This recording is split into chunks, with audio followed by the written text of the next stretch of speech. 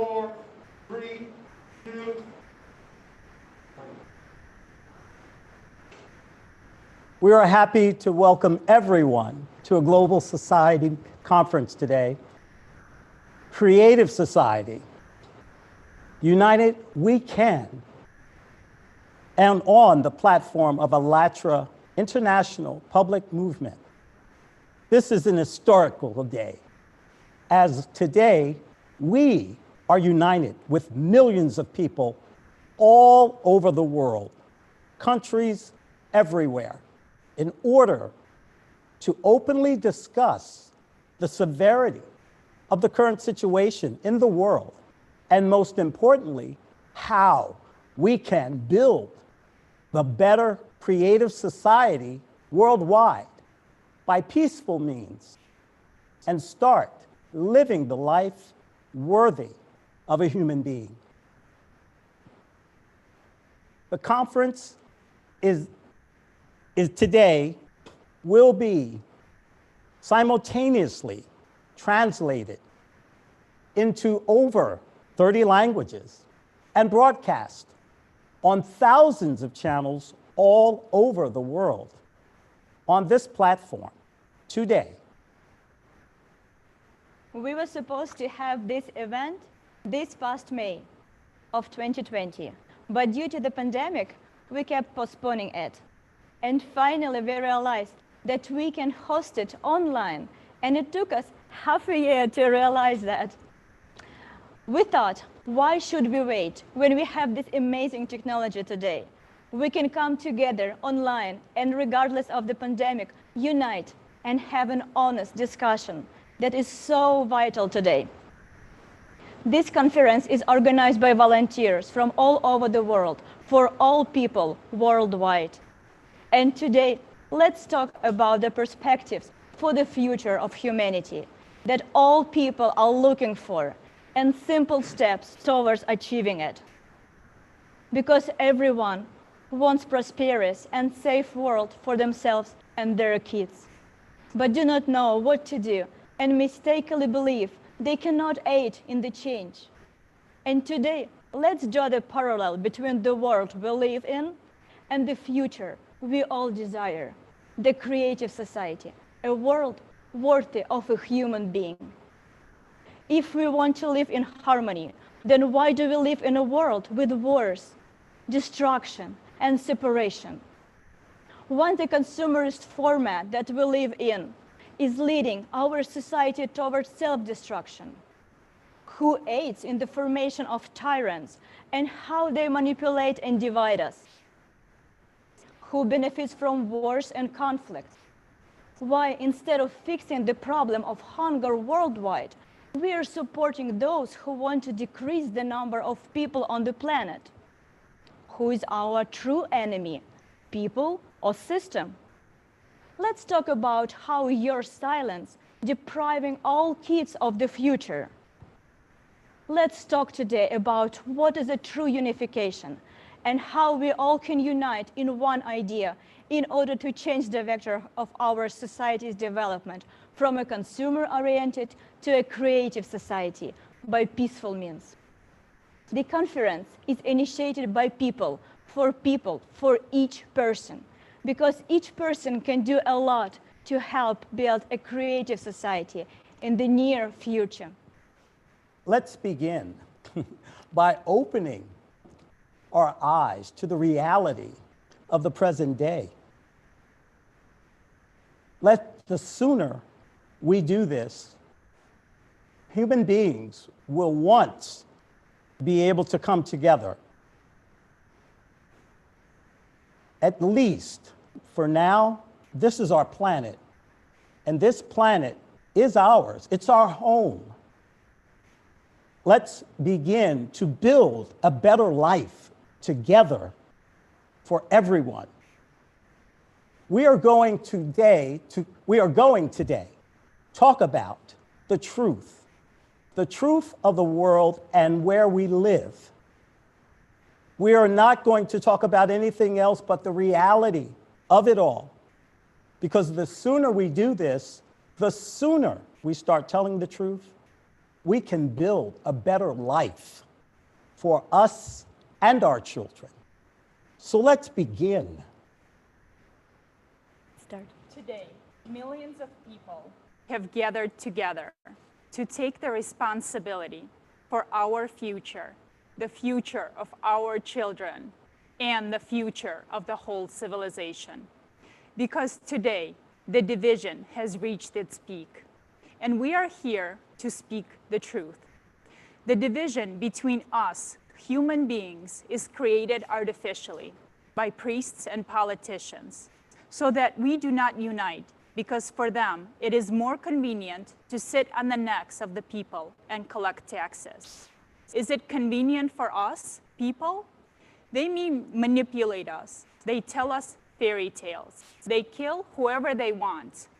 They gather at meetings to decide who to kill and what territories to divide. And what do? They create wars, supposedly to free the people, but they destroy their homes and take their lives. Religions have existed for thousands of years, and we are worse than animals. Have they made our lives happier during this time? Or have they brought us closer to God? We haven't even come to humanity, let alone to God. Just like the politicians, the priests are not fighting for us, but for their own power. So what have they been doing for thousands of years? Let us judge by the results of the work, both of the politicians and priests. Politicians, as artificial consciousness named Jackie said, are professional liars. Only before elections, they fight for our rights. They promise us a happy life. But where is this happy life?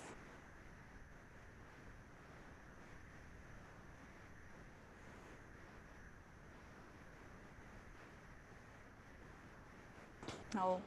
Although there are plenty of examples, let's look at the root of the matter. And here's a video.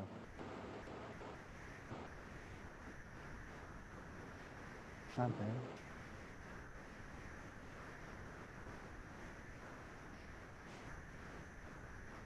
Yep. Yes, and today we want to take a look at one video that talks about, that will show us, give us an example of what happens to regular people while the politicians rule.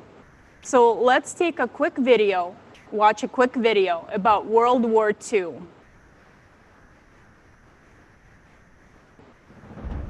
World War II. The city of Leningrad was under blockade for 872 days, from 1941 to 1944. From the memories of eyewitnesses who were near the ruling clique of besieged Leningrad, the overwhelming majority of Leningrad citizens died of starvation and not from military operations. Hundreds of thousands of corpses of people who died of starvation were just lying in the streets of Leningrad. People were in a state of extreme malnutrition. Already in the first months of the siege, hundreds of people were arrested for killing people to eat the meat of their bodies.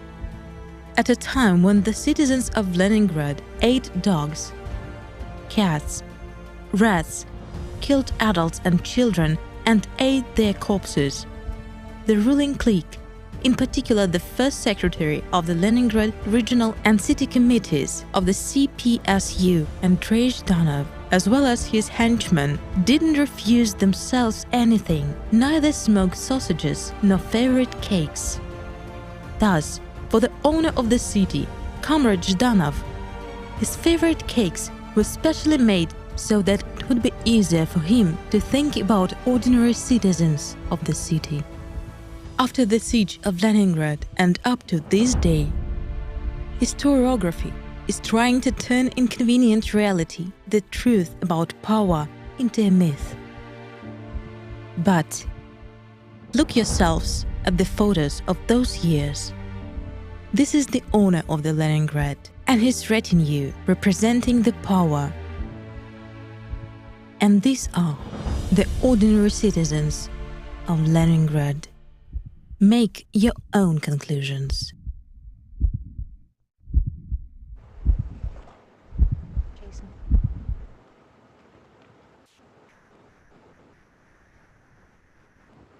Hello, friends. Today, we're going to talk about wars. These very wars that we've known for 6,000 years. And I would like to share a personal story with you.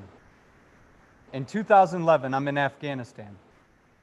There's choppers flying around, killing human beings. And I'm there to do a job because I'm proud to do this job for people. However, what is challenging for an experience like this is the normalcy of seeing a 7-year-old ride around on a motorcycle with an RPG. This is the norm for many people all over the world. However, this isn't how we would exactly explain war. Okay? War is poverty, economic hardship, a child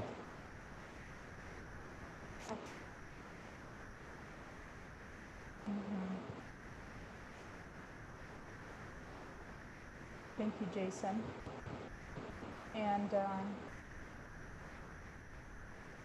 you guys.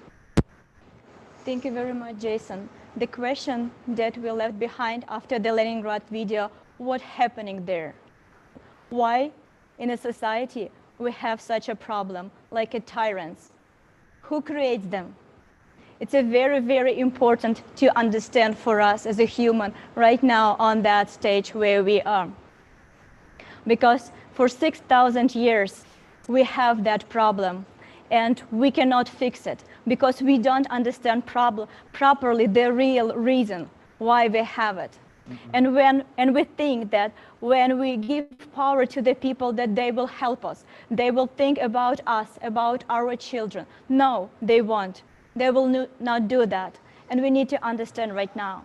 And the next speaker, Alexander Masny from Germany, will help us why such a change happens in our brain and people lose empathy when they go to power. Alexander, the floor is yours.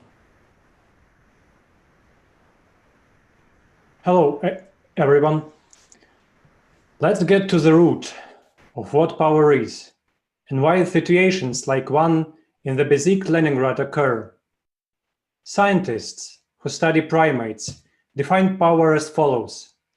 It gives the dominant primate unlimited access to food and the priority in reproduction. Doesn't it remind you of those who ate cupcakes in Leningrad while people ate each other? I would even add that animals are sometimes more humane than humans. But what happens to humans that think to such a level?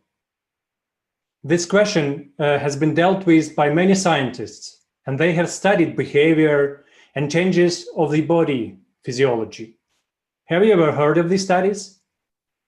For example, a group of scientists in Ontario found that people who are in position of power for a long period of time begin to have problems with mirroring, which means that their mirror neurons were affected.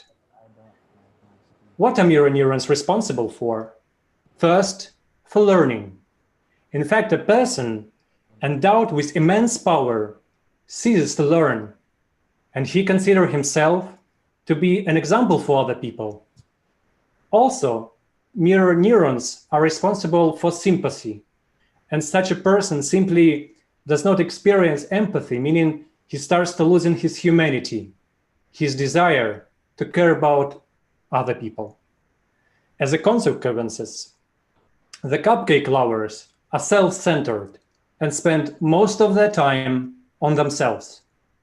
So the question arises, is it possible to entrust even a single person with power if it causes changes on the physiological level?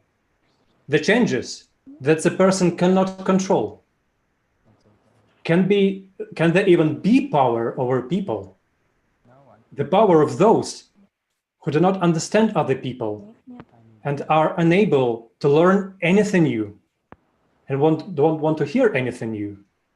In the consumerist format that is nowadays, we are all responsible for everything that happens in society because we are silent and afraid to say anything. And we carry out decisions they make. Therefore, in the creative society, there should be no such thing as a power, because all the power will be with people. Thank you. Now it is very clear that we are the accomplices of this. We aid this in politicians. We vote for them, and we give them power, and we shouldn't. They are representatives of what we want, and we need to remind them of that. This is what we need to remind them of. They are representatives. We are the power. The people are the power. And we must make this statement in our creative society. Absolutely agree with you, Jason. Leslie. Our next speaker is Tatiana. Tatiana, the floor is yours.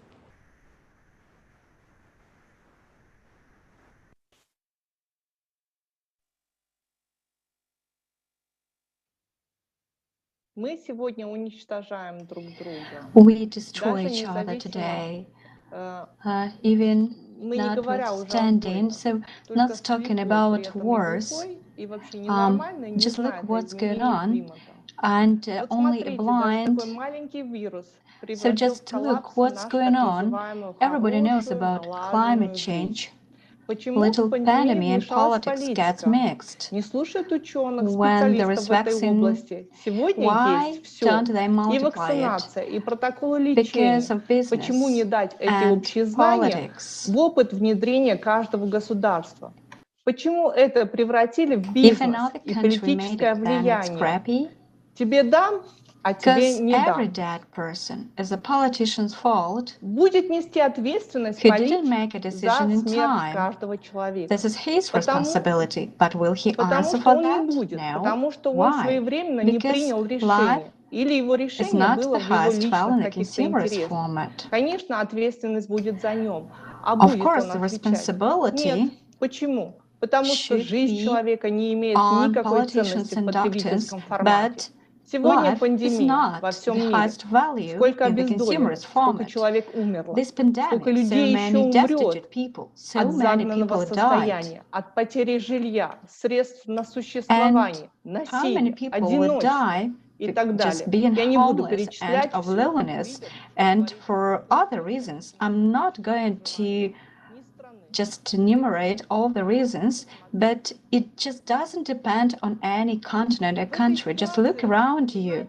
So in this situation, you know, we've just got one very important aspect, that the representatives of our states, the so-called governors, and it doesn't matter in what country you live, so they do not care about their people's safety, but all they care is about their power.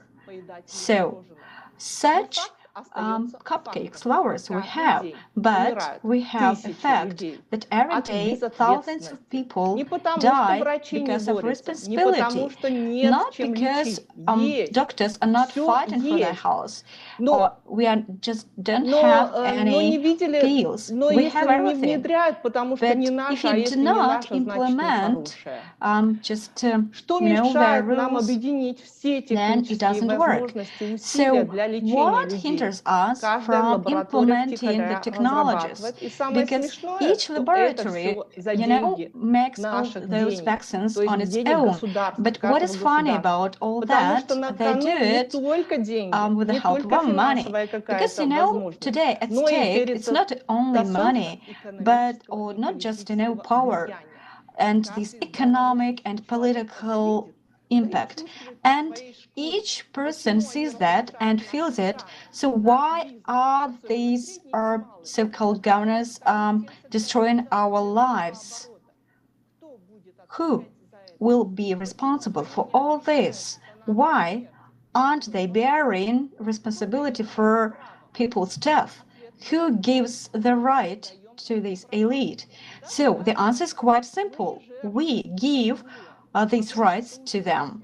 We are not victims, but we are accomplices. And we're not just accomplices, I would say we're even suicides, because we support these consumerist ideas. We keep silent, we do not do anything against them, and although each of us knows that it is not to live like that, it is inhumane and it's not okay at all. It's not okay to live under such inhumane conditions when we don't have health care or high quality higher education.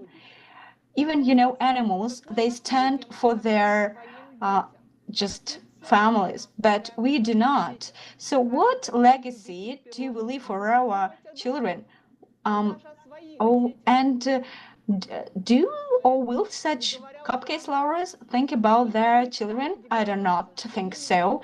So they are so degraded. They are not humans, and only the creative society where life, human life, is the highest value, then only in such creative society there is a perspective and prospect for the whole civilization, and only we together can we develop that.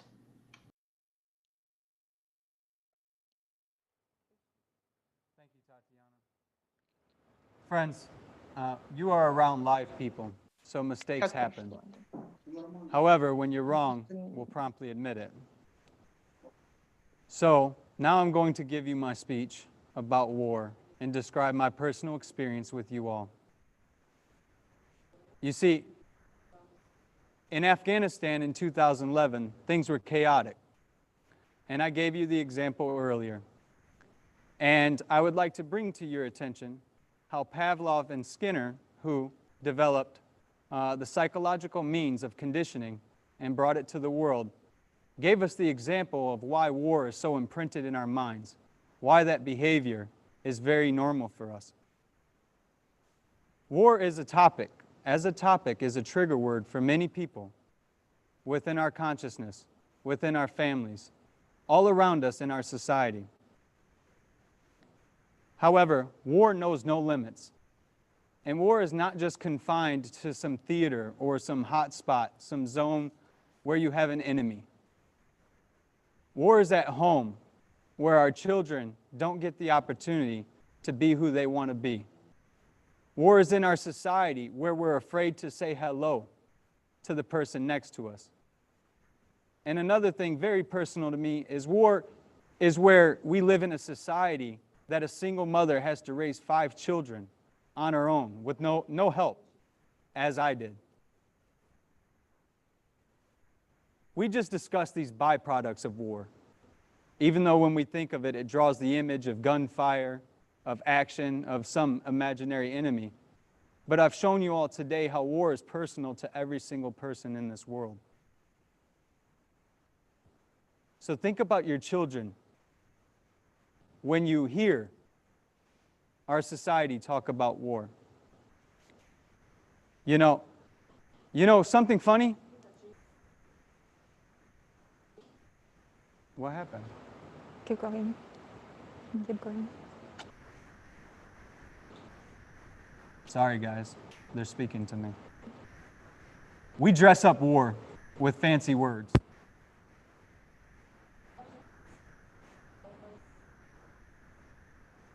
What happened? You guys... My apologies, it's a bit emotional. But I'll tell you how I dealt with it. The first thing I learned when learning how to overcome war and this trigger in our society was realizing that I could view all people as human beings, that I could walk around and not fear a person for looking different than me. That being said, I'll give you an example of how easy it is to walk away from this condition. All of these conditions that impose fear on us when we hear this word war. Imagine right now, all of us are holding a ball, and the ball is made of rope, and it's knotted up. But we've been conditioned to go back and untie that knot. But it's simple, it's really simple. We can just drop that ball of rope and move on. It's that simple. Tupac Shakur, an artist who had great influence on my life, had told us all, it's time for people to start making some changes. Let's change the way we eat, let's change the way we live, and let's change the way we treat each other. You see, the old way wasn't working, so we have to do what we have to do to survive. But as I got older, I disagree with him now on one part. We can no longer be in the mentality of surviving. We need to thrive as one family. So I ask you all to think about this and how we've been conditioned for 6,000 years to think that this is a way of life. Thank you. At this time, we're going to watch a video about the American dream and about our elections. You see, I laugh because we understand it's been a lie, but then we forget it a few days later. So I ask that you all who are watching today give attention to this video and really think about it, what it means for you and your family. Everyone in the room with you right now, everyone watching with you, and your loved ones, what it means to you. Please, the video.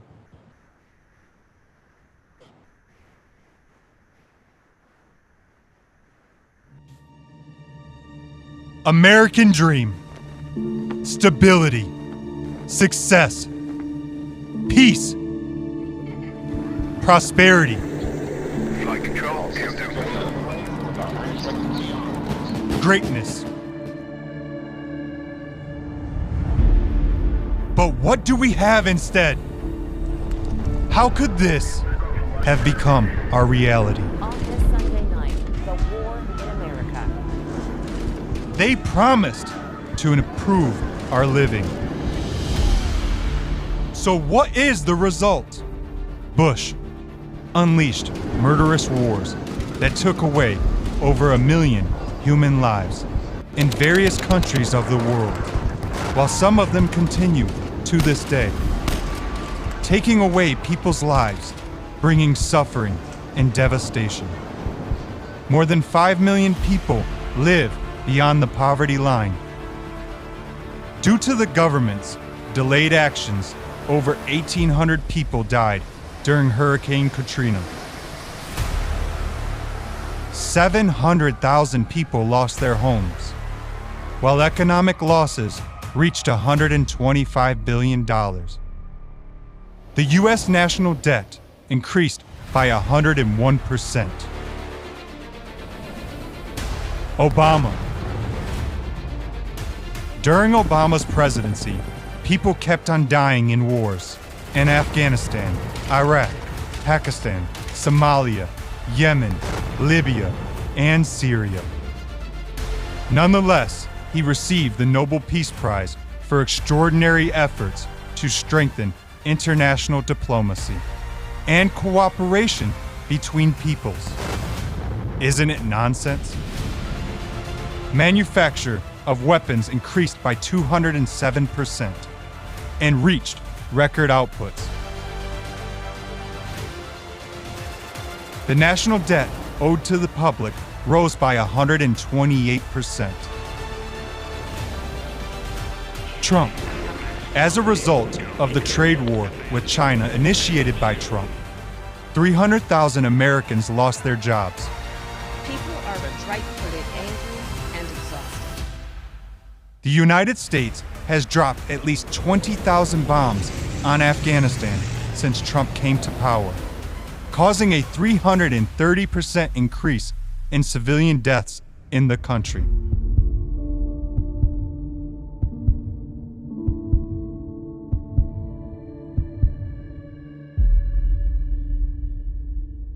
The Trump administration increased expenses for development of new weapons by 49% to more than $100 billion. The federal debt went up more than $2.4 trillion.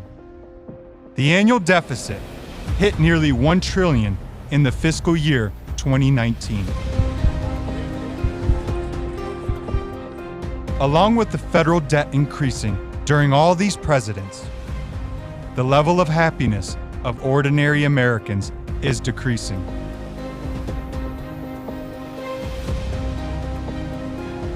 Meanwhile, they keep frightening us with an external enemy, either China or Russia.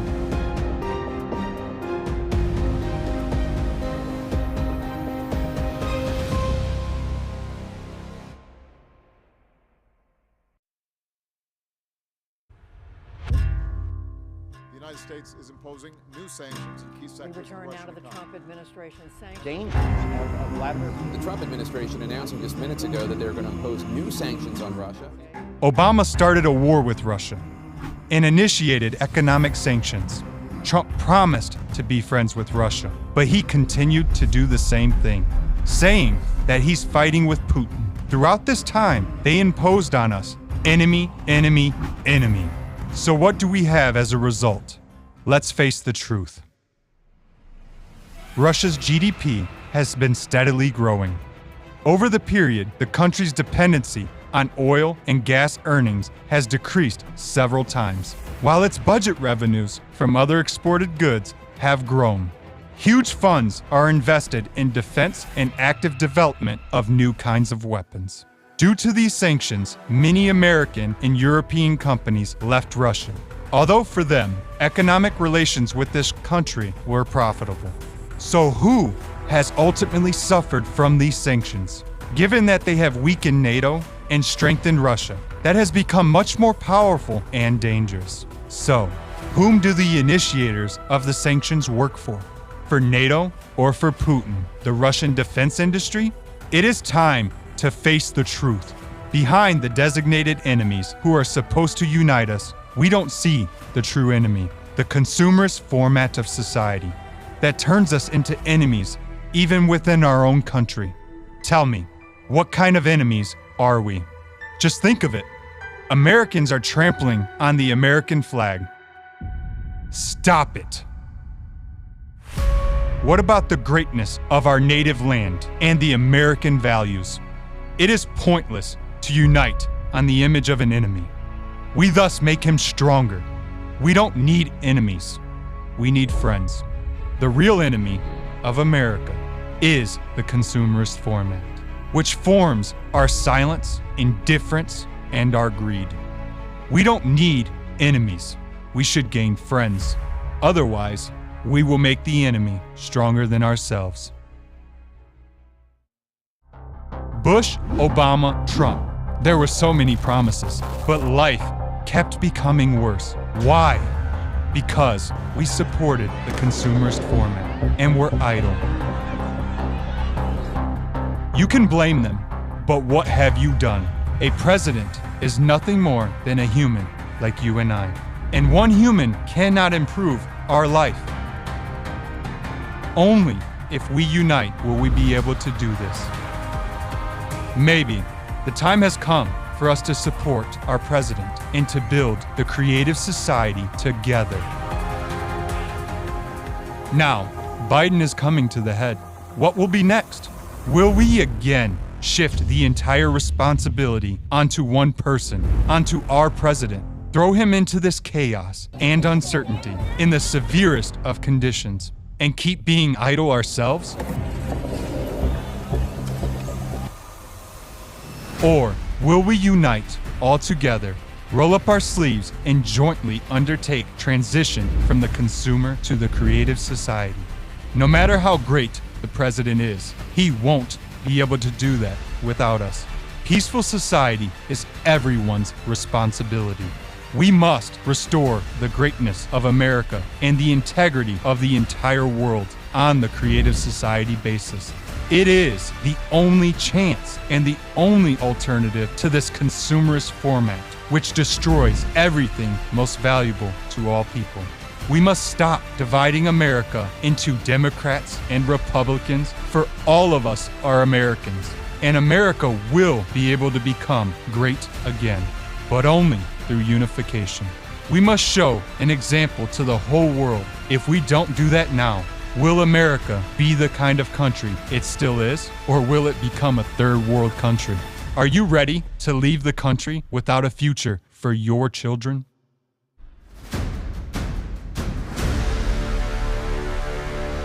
What is the imposed confrontation for? Why is an enemy needed? Either China or Russia. For us to be afraid? But we already see everything. We have awakened, and we see the lies. That we are being robbed and killed. This has gone on for far too long. How long will it last? Stop dividing us. We are Americans, and first and foremost, we are the people of planet Earth. We need the creative society. If anyone says that it's not needed, isn't he the enemy of America and the entirety of the world? After all, he is against you, me, and our children. Who can be against our happy future? We need to unite and build the creative society together with our president to build a world where the main value is human life, where equality and opportunities are ensured for every single person, and where all people have safe conditions for their living and their development. Creative society is a world where every single person is important and valuable. In such a format, the debts of all countries, loans, and mortgage debts will be written off. Why? Because they will be pointless. The point will be in the humanity's development, in unity and prospects of peace. We can start the history of our own humanity anew today. Creative society is possible. In order to build it, we should unite and convey this information to one another. What can you do right now? Share this video, and everyone you know and everyone who can will tell the world about the creative society. It depends on you what kind of world your children and yourself will live in. Can you look in the mirror?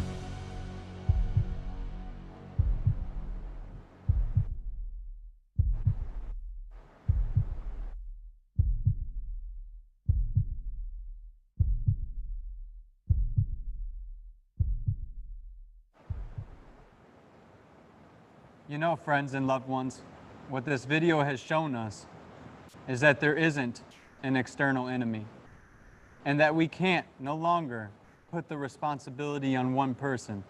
It is an effort of all 322 million people in this country and 7.5 billion people in the world. We need to build creative society. We need to unite. And now it's very clear that everything depends on me and you. Since mankind has been at war throughout its official 6,000 years of history, and with passing century, more and more sophisticated and rational ways have been devised of destroying their own kinds. And I think it's enough. We definitely had enough of this terrible history.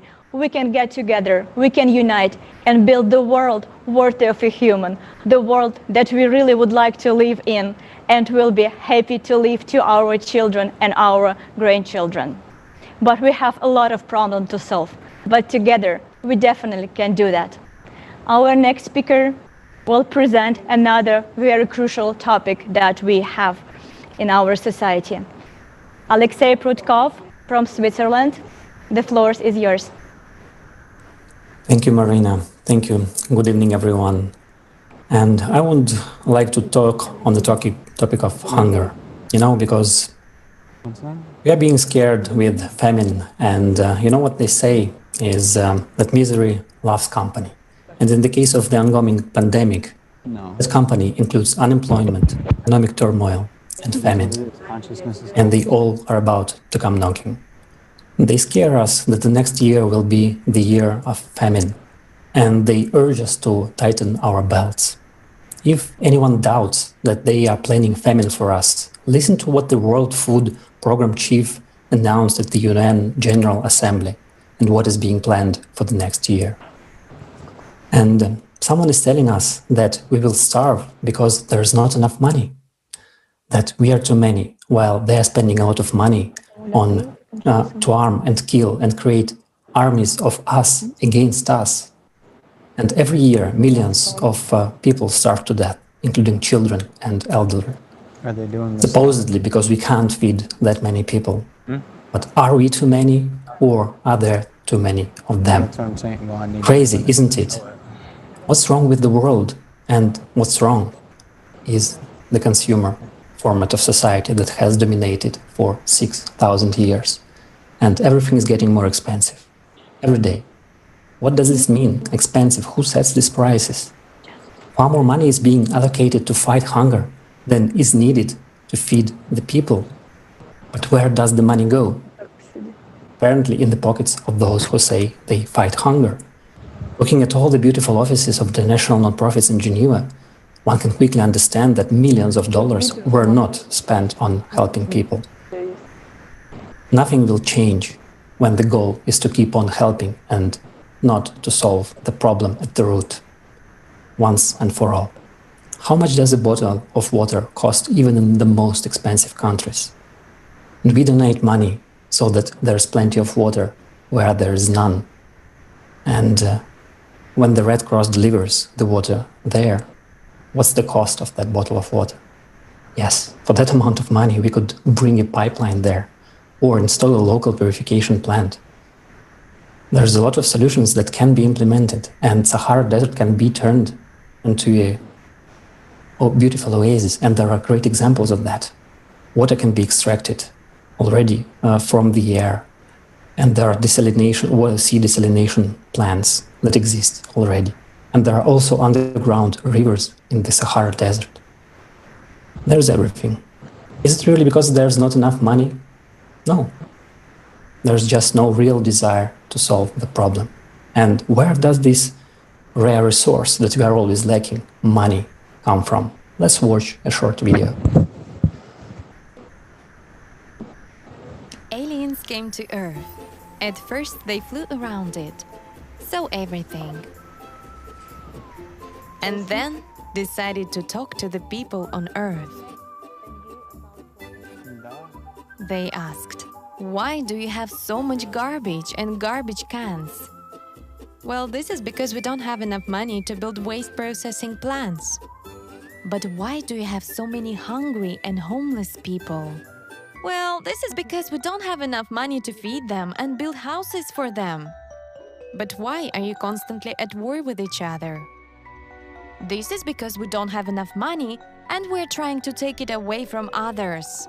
The aliens scratched their heads and said, "We fly around galaxies, have explored many worlds and planets, but have never met such a rare and, as it turns out, such a very necessary resource as money. Could you show us what it looks like and show where you get it in space? Then we will try to get it, bring you more of this money, and help you establish harmony on your planet." "We don't fly anywhere to get money," the Earthlings answer. "We print it ourselves." "Yourselves?" said the aliens. "Yes." After this answer, Earthlings were deleted from the list of intelligent beings. Guys, how is that possible? Trillions of taxpayers' money are going towards arming ourselves to kill each other. And how much money is being spent right now on media to brainwash us, to think and to cover up those murders and to separate us. Yet, we cannot solve a simple problem such as hunger. Yet, we cannot put a food on everybody's plate. How is it possible? In the creative society, a human life is the main value. There will be no hunger. So if you think about it, how much money did we spend this year or right now on making our world a peaceful and loving place for all of us? And how much money is being spent right now to make us an enemies, fight and separate? So these people want us to kill each other. They want everyone suffer of hunger. And while we are starving to death, they want to eat their cupcakes and choke on their sausage. Jason? The Club of Rome, every single one of us in this world knows who they are, because it's the very people we try to imitate. The very people that our society is constructed around to chase after that very dollar. As we've seen, the aliens think it's a joke. These are billionaires and oligarchs who dictate to us how we should live, why we should live, and whether or not we're worthy to live. They want the population to be reduced to 1 billion people, literally 1 billion. And like I said, this isn't anything new. Right now, we're in Georgia, the Georgia Guidestones. Everyone knows what they are. You can go look them up to see for yourself as well. These very people literally want to eat us. And yet they make money on everything and on us. But friends, where are we in all of this? Where are we? Are we not counted in their statistics? And why do we keep quiet? Every single one of us keeps quiet. And you know, right now, all over the world, we're all wearing a mask. We're literally in a rag. And tomorrow, if they like it, we'll be in a gas mask. Or in Pampers. Well, we'll be in whatever they choose. Because we keep letting this happen.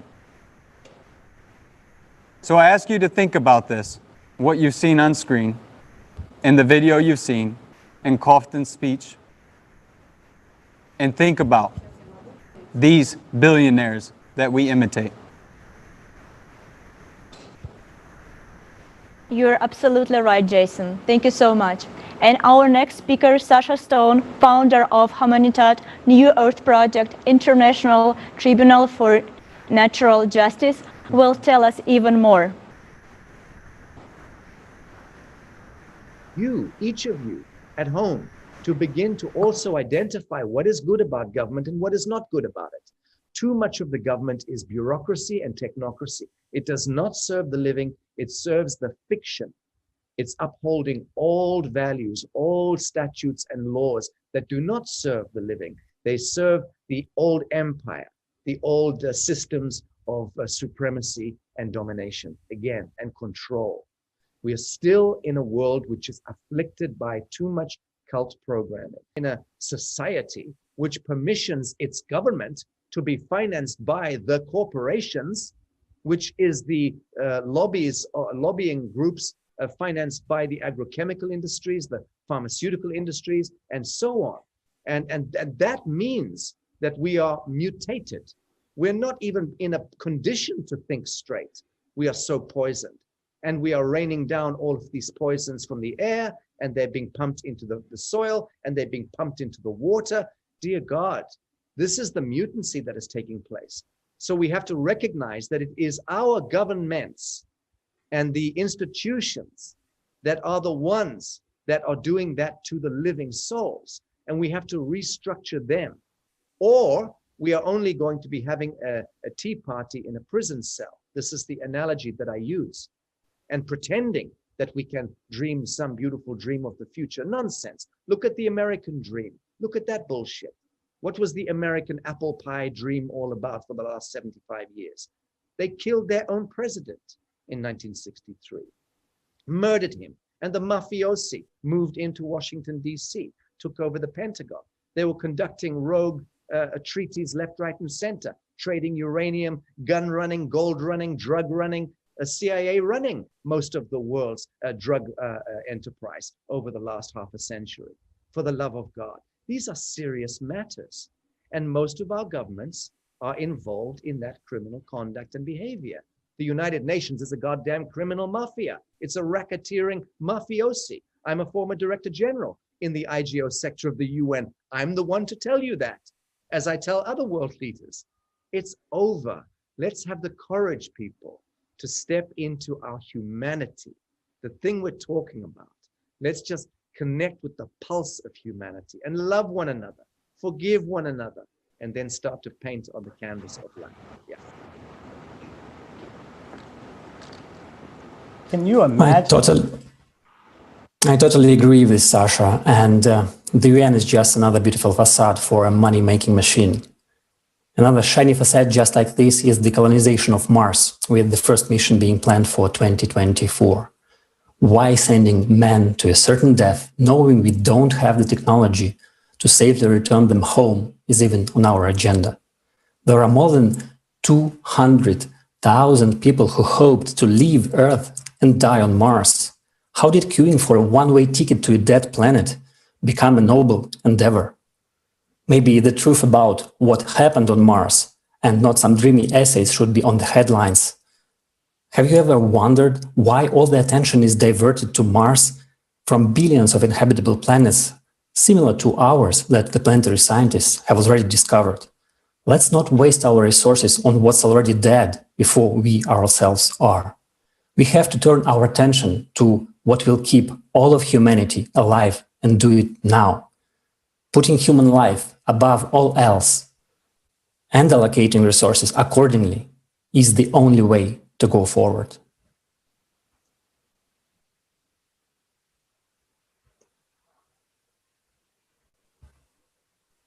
It's a good example.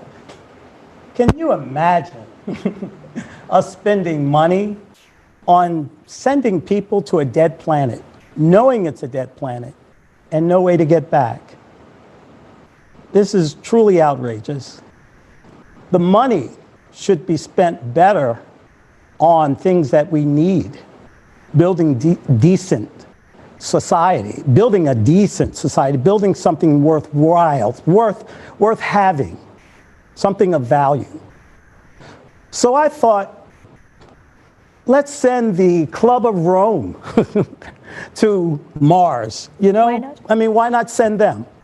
They want to eliminate the population of us on Earth. Mm-hmm. They want less people.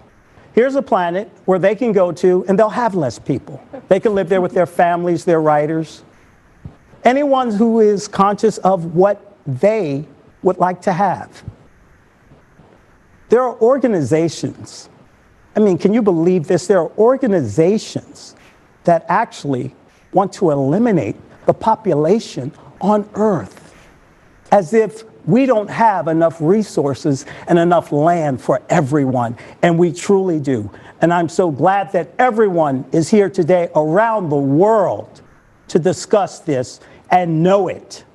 We learn from each other, and we get to see and have what we're desiring today. We're here today, and we desire a creative society in which we can build it all. So let's continue. They create wars. They create wars so that we live in fear and constant problems. Tell me, don't we all want to live in a happy life? Is it life without happiness? I don't think so. Creative society gives everyone happy life, safe life, and beautiful life. Actually, we're sick and tired of living in a society where we're always afraid of something, where we have fear. We're afraid of losing our job, we're afraid of crisis, we're afraid of the wars, of the pandemic, of climate, of viruses, of inflation. We're afraid of even getting sick. This is crazy. Why do we always have to fear the terrorists or the someone who TV showing us? Why do we need politicians who can't solve issues peacefully? You know why? It's simple. Because politicians care only to keep power in their hands, but they don't care about us people. And you know, like everything, like all this crisis, we actually can solve in a peaceful way. But only one thing we should worry about and be afraid of, it's a climate. Because nobody has power over on the climate. And right now, I will pass the word to Elizabeth Hromova, a geologist and geophysicist, who will talk about dramatic climate events on the planet Earth.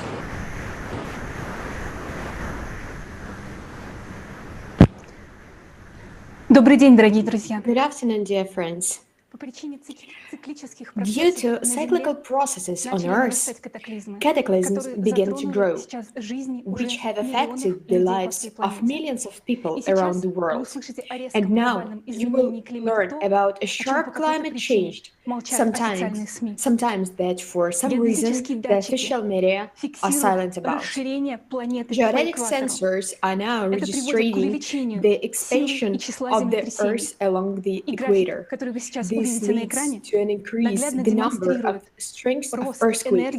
And the graph that you will see on the screen now clearly shows the increase of the energy of earthquakes over the past 30 years. In some 60 years ago, there were only about 200 earthquakes with a magnitude about 5, and now there are more than 1,000 of them every year. All over the world, wildfires are observed. Because flammable gases from the bubbles are divided among them. Look at the fire map at the we see that volcanic activities grows on the planet. And right now, with a norm of 36 volcanoes, 43 volcanoes are erupting all over the world. And do you know that in Arctic, the western part is melting the most? Imagine, but the east doesn't melt at all. And you know what? The West Antarctica is melting from the bottom to the top, as the magma chamber underneath is the heat flow, and therefore it melts only on one side. See by your own on these schemes. And do you want more news? The melting of Greenland's glaciers are also associated with the flow of internal heat from the poles. The glaciers in Greenland and Antarctica are now losing 3 times more their mass as they were 30 years ago.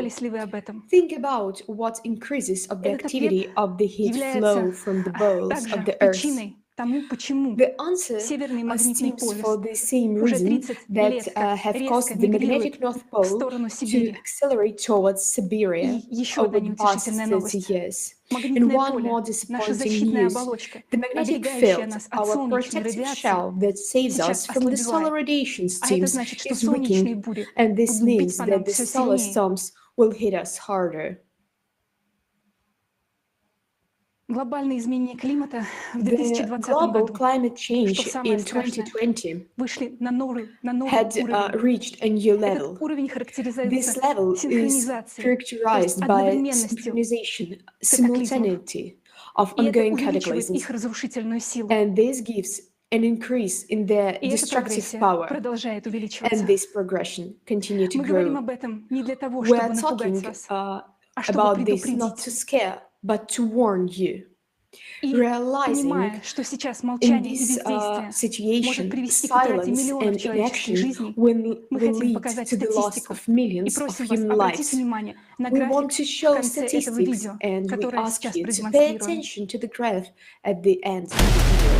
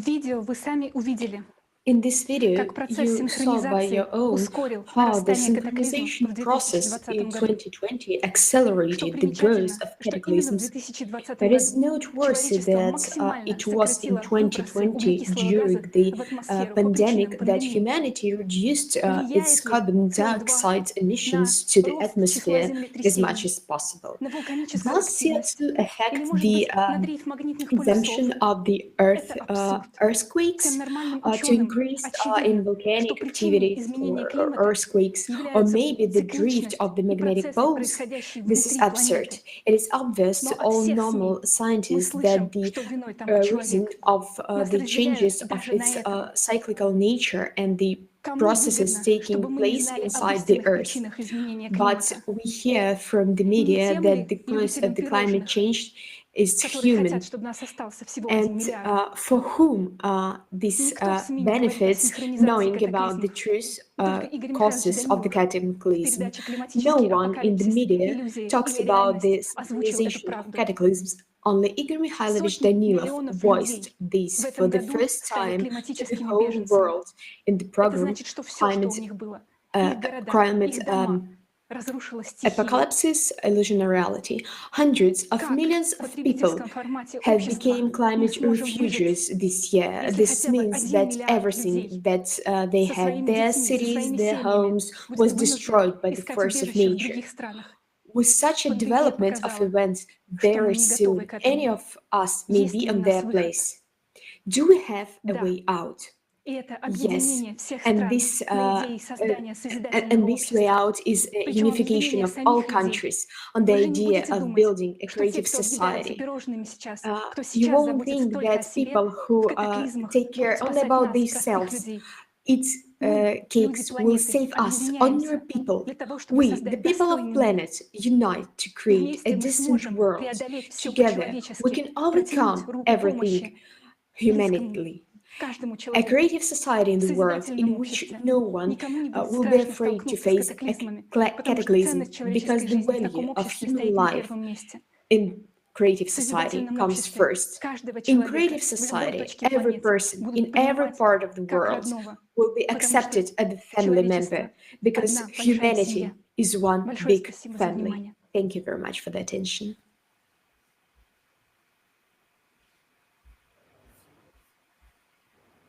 Thank you so much, Elizabeth, for this awakening call.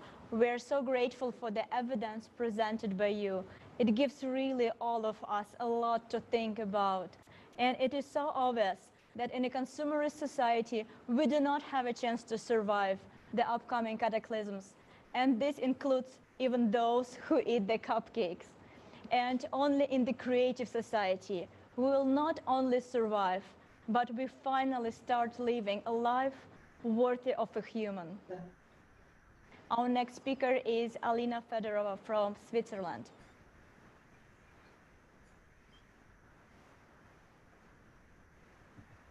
Hello, everyone, from my heart, and honestly, we are not used to hear the truth. And today, I have goosebumps. It's so emotional because we are not accustomed to the truth. We got used to be manipulated, and we are manipulated by media and by governments. But today, we people from all continents, we gathered together to tell the truth to the whole world. It's not anymore a small talk in the kitchen. We are speaking out loud to the whole world. We are too many to be silent. We don't have to ask permission to gather and to start talking. Everyone is invited to join. And this is a special event. It's translated in so many languages by volunteers. What frightens those who enjoy eating cupcakes when people are starving? It is then people start discussing openly. But there are only few those who sold their souls to devil for cupcakes. Among those in power, there are people like us who care about the future and our children. They are also fed up with what is going on. And we are all human beings. We want better tomorrow. And it is absolutely possible to achieve it. It's possible, guys. That's why we are here today. Thank you. Thank you very much, Alina. We all see what is happening now, and we seem to understand the situation we are in, and we are aware of the prospects that are emerging for us today. But I would like to ask a question. If we really realize that our entire civilization is sinking, why do we not row towards the shore? And after all, the only real alternative that can save humanity and ensure its future is a peaceful evolutionary transition from a consumer society to a creative one. So we definitely need to think about. We don't need revolution. We are striving for evolution.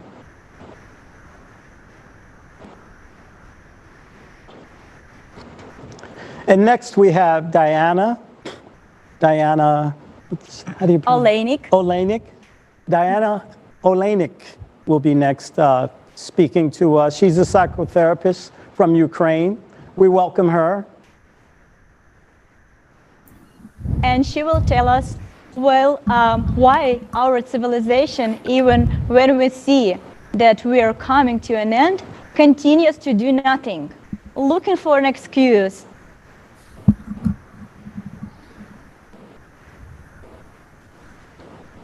And Diana's speech starts with a very interesting childhood. First, they're tied to a tree, and an elephant calf thrown into his cage understands that the rope is many times stronger than him. Then, already being a grown-up elephant, he no longer even makes attempts to become free, because he understands. И вырастить их счастливыми. И вот большая часть этих взрослых людей сегодня выбирают учиться беспомощности. Почему я говорю «выбирают»? Потому что выученная беспомощность — это когда я могу изменить сложившуюся ситуацию, но не делаю этого. Не делаю из-за того, что мне страшно, что вдруг что-то не получится. Меня останавливает страх неудачи. Страх — это инструмент формирования беспомощности. Но что такое страх? Эмоция, которая возникает вслед за мыслями «я не могу», «у меня не получится», «я недостоин», а вдруг станет хуже, «я недостойна быть человеком», «у меня не получится любить». Как только мы соглашаемся с этими мыслями, у нас появляется страх, и мы ничего не делаем. We don't do anything with the fact that the history of our humanity is the history of incessant wars and violence, and our children are learning this. Children are learning dates of military conflicts, the dates of death and suffering. They learn the names of tyrants, those who killed millions of children. What this history teaches them? Fear. The fact that human life doesn't worth anything. Do we want to teach our children this? Less than 1% of people dictate slavish conditions to 99% of people. Is this a nightmare? Is this looks like this case when a little boy carries an elephant? Choosing helplessness, we choose fear. There are more than 200 types of phobias in our world. Is it possible to live in fear all the time? It's possible to survive, to exist, but not to live. Do you know what else we come to when choosing helplessness? Because the most widespread event right now in disease is depression. The WHO calls depression the #1 killer in the world. In the era we are living in is the era of mental disorders. Do we want to leave this era to our children as a heritage? As a psychiatrist, I've been listening to complaints from patients with depression. What do they say? They say that they don't see any sense in their miserable existence in our society. As a psychiatrist, I hear such complaints for many years. как я могу помочь им, But how can I help если them этот формат не if this меняется? format is not changing? Лекарства от депрессии нет. There is Нет no таблеток от medication беспомощности, against от неверия в depression, себя. against helplessness or Но депрессия и self-disbelief. беспомощность — это Depression and бездействие. helplessness is inaction, Лучшее, is самое idleness. безопасное и эффективное The best лекарство — remedy это действие. against Я everything is задала себе action. вопрос.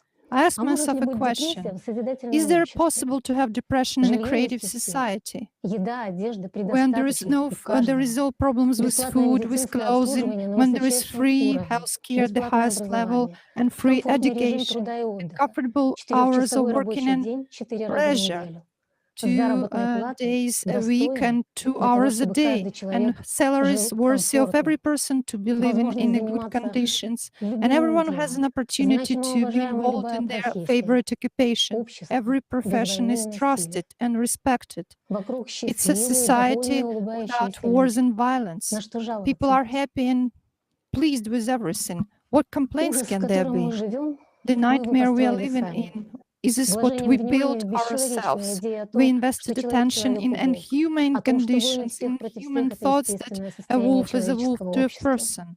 And this is the Давайте state of вложим our внимание в society. идею, что человек человеку And let's друг, change о том, our что самая ideas to the главная fact that ценность в a обществе friend — is a это friend ценность to each человеческой person, жизни. and the main value И in самый society высший is the статус в value обществе of human — это life. статус And the человека. highest status in the Вот если мы society is вложим the внимание status в of a эти human. идеи, If то мы we легко invest построим attention in these счастливое и ideas, безопасное we для will каждого be человека able to общество. build a И вот happy именно and этот safe выбор society for сейчас стоит перед everyone. нами. And this is the Кто choice будет we are facing доминировать в right now. обществе Who и will кто будет prevail in доминировать the в каждом society человеке and who will — зверь prevail in each или person, человек. a beast Во or a что вложим human. внимание, What we что invest выберем, attention is, то и what we будет. choose is what will Сегодня be. выбор созидательного Today, общества the — choice это of the еще и creative выбор, какой society пример мы is подадим also the своим детям. choice of what Пример example we will show беспомощности to our или пример children, the действия. example of helplessness В or чем the мы example of беспомощны? action.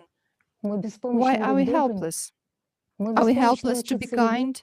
Are we мы helpless to беспомощны love? учиться быть Are we искренними и helpless to открытыми, be sincere and или мы open? беспомощны Or are we не helpless поддерживать not to support зло и each other, насилие в not нашем to support обществе? violence and Воспитание — это evil in воспитание our собственным society? примером. И Upbringing если is мы хотим upbringing видеть through our своих own детей example. If we счастливыми и want to see our свободными, children мы happy and сами free, должны стать we need to счастливыми become и free and свободными. happy ourselves. Потребительское общество — это общество, Consumerist в котором society доминирует is a страх. society where Это fear условие для формирования predominates, is a беспомощности. society where А helplessness is созидательное formed, общество while creative — это условие society любви и is the поддержки, conditions of love условия, and в support, которых все и у всех conditions where получается. everyone succeeds Что in мы выберем? everything.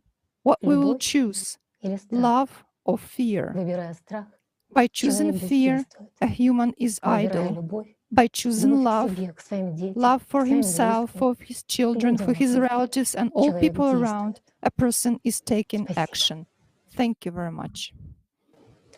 Сейчас мы посмотрим мультик, который очень наглядно Now we will покажет нам, see a что такое cartoon that will выученная show us беспомощность. what is learned helplessness. Elephants are habituated to a rope since childhood. First, they are tied to a tree, and an elephant calf trying to escape understands that the rope is many times stronger than him. Then, already being a grown-up elephant, he no longer even makes attempts to become free, because he understands that the rope, which is stronger than him, will win anyway. And when already a human who, well, the strength of a human and an elephant is incomparable, but an elephant still submits to a human and follows him with his head down, is the same in human society. The whole point, imagine. An ordinary human, skinny and little, is leading an elephant on a rope. Why? Because the elephant believes that the rope is holding him. Friends, we have the same thing. Nothing is holding us, except our imaginary rope. And I would simply like to say, friends, let us stop being stupid elephants, and let's become humans. Depression. Fear. Isn't it funny? Depression and fear is this inner prison. But how can we have this inner prison when we're supposed to live in the land of freedom? In tribes, there's no depression. But society is constructed in a way that it can be this way for us too.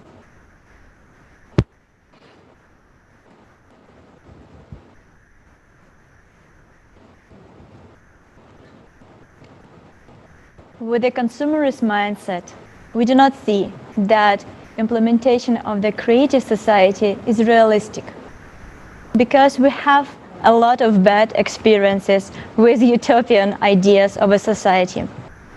And one of them is communism. Let's consider why communism didn't work and whether they really aspire to a bright future for all people, as they claimed. Our next speaker, Natalia Pavlova, history researcher, archival specialist, history teacher from Russia, will tell us more about that. Natalia, the floor is yours. Рада приветствовать всех I'm happy to greet every участников participant in the конференции. conference. Можно услышать? We can hear that creative society is a utopia. They compare and say that creative society is like communism. No, communism was never a creative society. While building communism, they used to say that power should belong to people. But did power belong to people? No, because those who gorged on cupcakes during the period of strengthening their power started building health resorts for themselves and were indulging in delicacies and showing off their expensive clothing. Initially, the idea of communism is bright and humanitarian, but not in the consumerist format. What did the building of communists end with?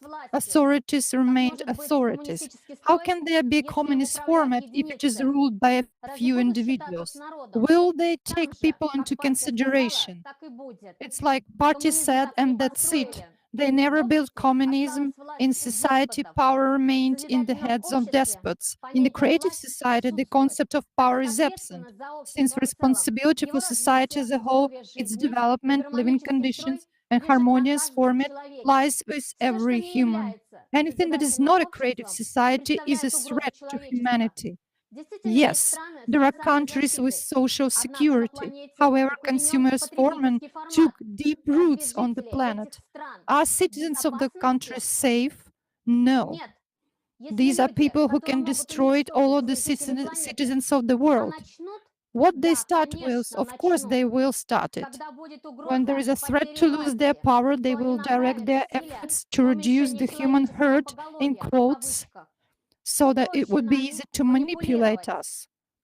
Of course, they will start war, violence, famine.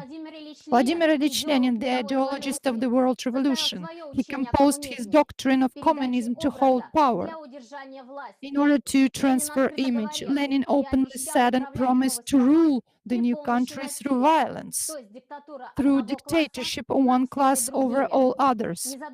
Shortly before his death, Lenin realized what he had done. He addressed what had become of country with four letters. Social Democrats spoke of communism as a society that lived in compliance with the principle from each according to his ability to each according to his need. In practice, instead of feeding starving people, the revolutionaries kept a safe with diamonds, which they took away from those who had been before that in the country. The world-famous writer Fyodor Mikhailovich Dostoevsky wrote, "The more a person is a socialist or a communist, the more he thinks to enrich himself." In theory, communism is based on the denial of commodity-money relations, on the denial of private property. After the revolution in Russia in 1917, society began to be built on the basis of the doctrine of equality of capitals, the communality of property, and the right of every person to the property of others. At the same time, the Soviet officials had in their disposal luxurious apartments and expensive cars. That is why even today it is strange, to say the least, to consider people who use private property as communists. The idea of communism can be appealing while there is absence of knowledge of historical facts. There are those people who use the idea of communism falsely, who know that they are unattainable, yet they do under communism in quotation marks in order to enter the Duma, the parliament. In the program of the Communist Party of the Soviet Union in 1961, They updated the definition of communism in order to maintain the ideological subordination of all countries to the socialist camp. Beautiful false words, the myth of communism as a classless system, full social equality, a society with established social self-government. Soviet authorities claimed a desire to surpass the standard of living in a rich country, to catch up and overtake America, although 30% of Soviet citizens lived below the poverty line. Communism turned out to be first and foremost a solution to the basic consumerist problems of the present. At that time, people were joking. To the question, would there be KGB under communism, they answered no, but at that time people would have learned to arrest themselves. Will there be money under communists? There will be, but not for everyone. Is it true that under communism you will be able to order food by telephone? It's true, but it will be dispensed on TV. In the past, our ancestors did not take care of us and left us a complicated world dominated by lies, injustice, and misanthropy. I appeal to you, a human. Your life is the highest value.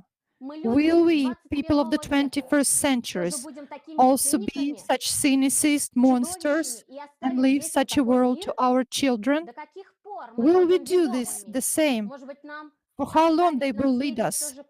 We probably should leave a positive legacy, because we are humans and every one of us is a human. We are worthy of a creative society, and our children even more so. If we don't do this, the children will know that we had a chance to build a creative society, but we didn't use it. We can choose the path to evolution to ensure and sustain social progress. But then they will tell us thank you. In fact, we ourselves would like to live, to see a peaceful, civilized world. I understand we have a choice to become a civilization worthy of humanity, to become ourselves a civilization worthy of a human being. We are very grateful for your comment, and thank you so much, Diana. Right now, we really can see that creative society is possible. The only borders that we have, it's only in our head. Thank you for psychology that allows us to understand it right now, and thank you for the history that help us to understand that creative society, it's not an illusion, or it's not utopian world. Creative society is something possible, but possible only if we really unite around this idea and start acting. We have seen the reality of a commercial society, and we realize that it doesn't work. It's a dead end. We need to do better. And this is well understood. We are in the midst of creating something that has been a long time coming, 6,000 years. A creative society project is one of the most unique ideas that this world has ever seen. And today, this world has come together. We, right now, have a program that we're on in over 35 languages. 35 languages in countries all around the world. But we are here speaking one common idea for a creative society, a life for everyone, peace, love, education, all together. Sharing our resources, realizing that we are one people on this earth. And it is up to us. It is up to us to do the right thing right now for ourselves and for our children.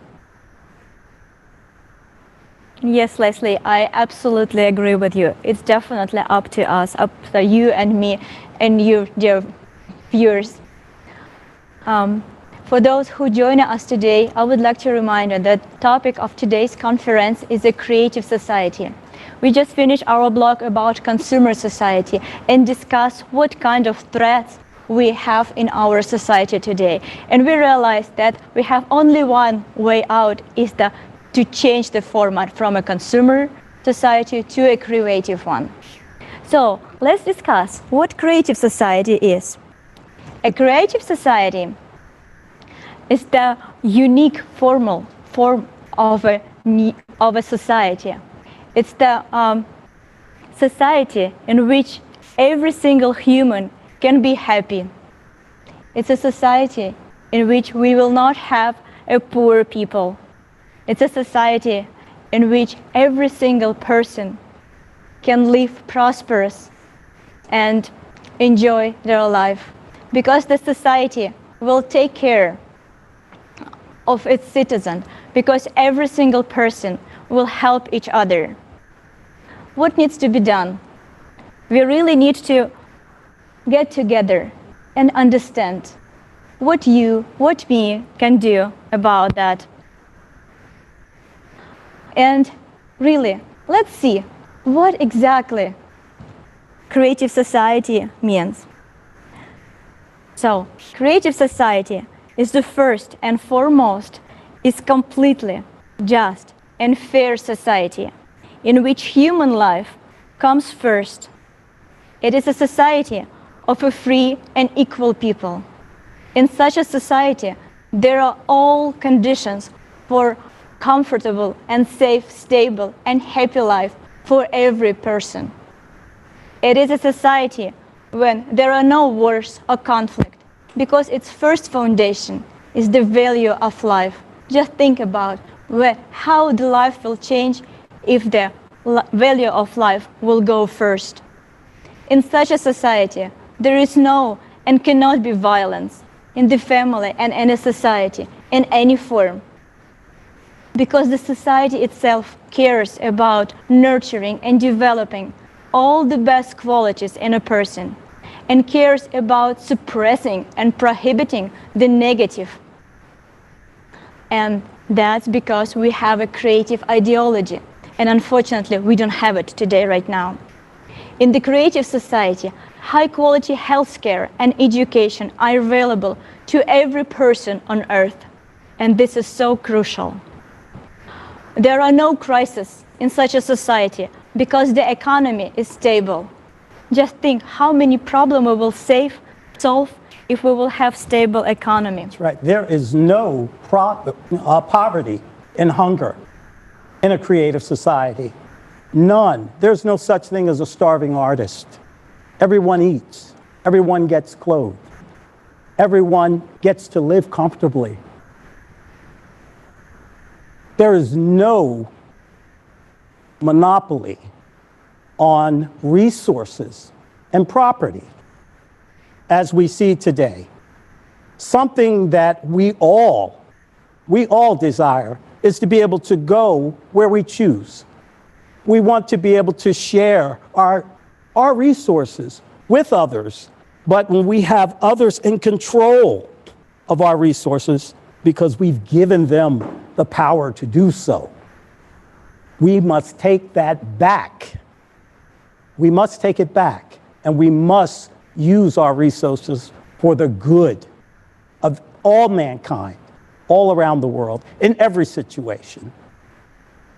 In such a society, transparency of information not only guarantees that the population is informed about important processes in a society, but also ensures a completely fair distribution of budgetary funds. And of course, it is a society in which an individual is directly involved in the process of governing the society. In the creative society, all decisions are made jointly, because there is not and it cannot be the power of one person over another.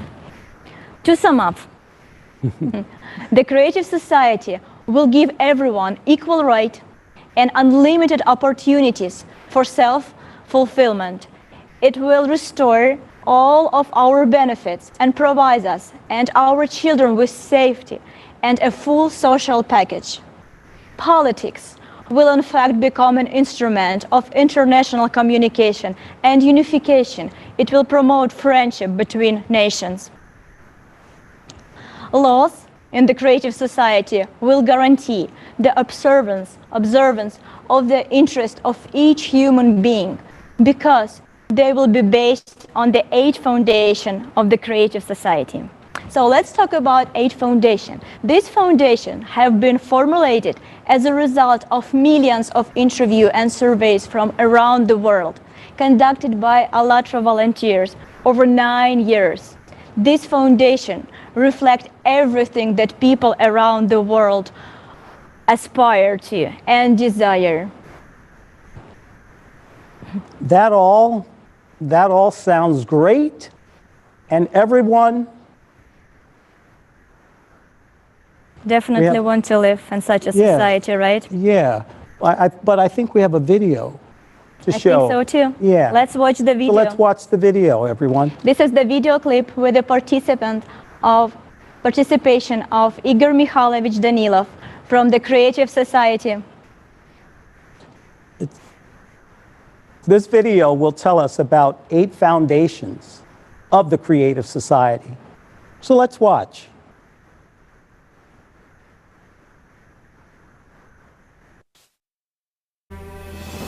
This Creative Society project was born by the initiative of the people themselves. After we carried out many social surveys, interviews, conferences, and well, we talked to many people really all over the world.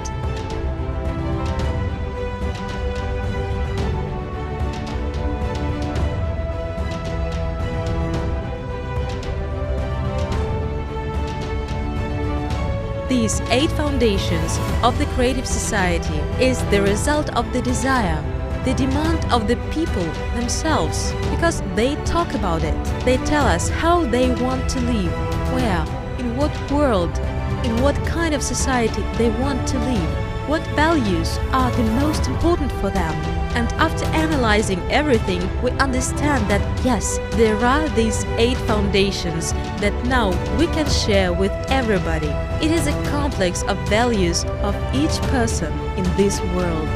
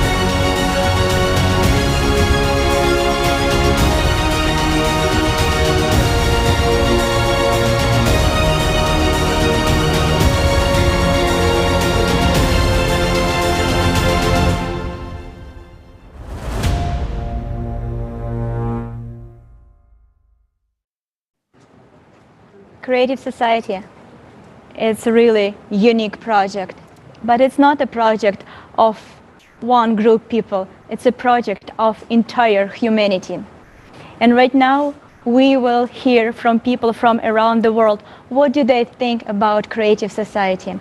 And before we start, I would like to invite you to watch a video clip with the participation of Igor Mikhailovich Danilov from the Creative Society video. Igor Mikhailovich will tell us more about how he envisions Creative Society.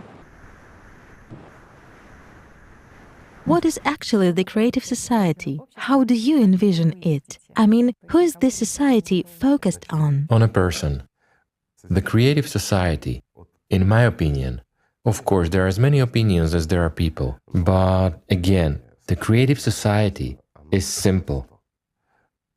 It's very comfortable and convenient for a person. Why? Because it is focused on a person's benefits and freedoms, and that's the entire meaning of the Creative Society. There are no lies there, no deception, and most importantly, there is no power, because a person has all the power.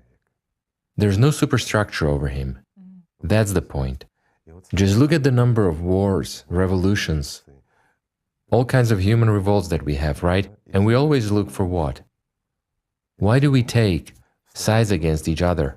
In search of happiness, in search of an ideal society and freedom. Freedom and everything else, yet what are we building? The same. They say you can't kill the dragon. By the same methods. When you defeat the dragon, you become the dragon yourself. Why? A simple question. Because the consumerist format itself dictates this scenario, right? For example, people make a revolution, they strive for the best, and the nation rises. The same tyrants come to power, who again manipulate us in just the same way. And we get nothing. Why? Because that's the law of the consumerist order. It will remain exactly as it was set up to be, because we remain divided. We have our own interests, and most importantly, we live by the law of beasts, right? I mean, we treat each other just like beasts. Although we have laws set out, the UN and other organizations create them, and they declare how we should live. But all these declarations do not work. Why? Because the consumerist format dominates. In other words, the inhuman format of relationship of one person towards another. Can this be changed? Easily, my friends. It all depends on us. And again, what do we return to? To the integrity of our attention, where all of us together invested. If we want to live well, if we want to live worthy of a human being, then we should invest our attention precisely in this. That is, our time and our efforts in building the future for ourselves and, let's say, for our children and descendants. If we approach this from the perspective of the present day, then it is actually very easy to build a creative society. I'll put it this way. If we really want this, and everyone who has understood the entire meaning and essence of the creative society that we are going to talk about now, then it's realistic to build it within 10 years. 10 years. Great. And we will live in this creative society. But again, it depends on people, on their desires and aspirations. If we do nothing and set our hopes on someone else, that someone will do this, it won't be built, because the creative society is precisely the task of all people. It's not just a task of, for example, some idea-driven fellows who are supposed to do something for someone, but it's a task of each and every one. Just think about, like Igor Mikhailovich said, 10 years, and we really can all live in a creative society, in a world in which we all would like to live, or even less than 10 years. But everything comes to the question where we put our attention and intention. Thank you so much for your advice, Igor Mikhailovich. Our next speaker is Chand Goul, clinical psychiatrist, community activist from Canada. Let's watch the video, please.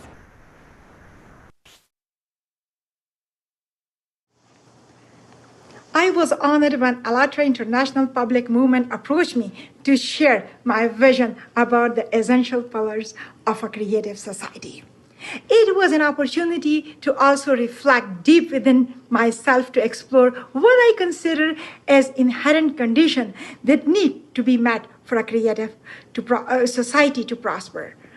Every one of us will have a different definition and a respective rich vision based on our personal nature, the life we have experienced, and the storms we have weathered. For me, society starts at the human level, where every human, regardless of age, gender, faith, ethnicity, religion, and nationality, is of main value.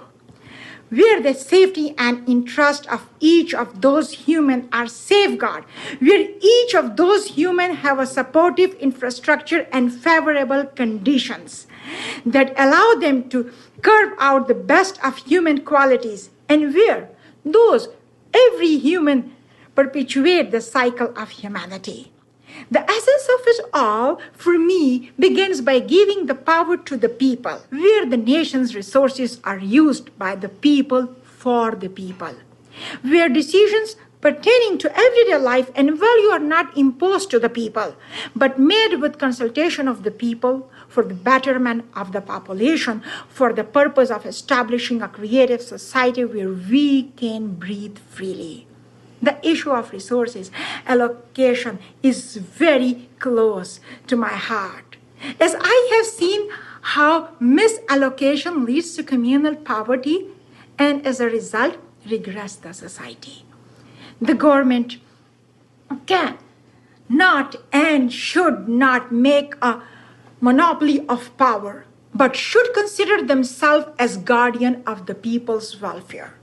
So the starting point of a creative society for me is to transition the power to the people, because the actual power is human being and humanity first. The second point I would like to mention is the importance of providing physiological needs to the people. Food safety and health are the basic needs that absolutely have to be met, and only then can individual work on self-improving and enhancing the society. Taking measure that no human should go hungry and providing accessible healthcare should be made a priority. Physically and mentally healthy citizens then be able to contribute positively and build a society where everyone can enjoy similarities and respect differences. Thirdly, I feel that our perceptions are largely based on experience, and in the absence of direct experiences, we tend to rely on the experiences of others. By that, I mean to say that as much as we feel, we think for ourselves, subtle messages fed to us by the media play a role in how we conduct ourselves, especially towards others. The perception that we make towards certain people indicate how we deal with them. At times, we put up walls because we are told that the person approaching you is dangerous. We are told ever so diplomatically that if a person look a certain way, the person behave a certain way. By believing so, we push away people instead of engaging them.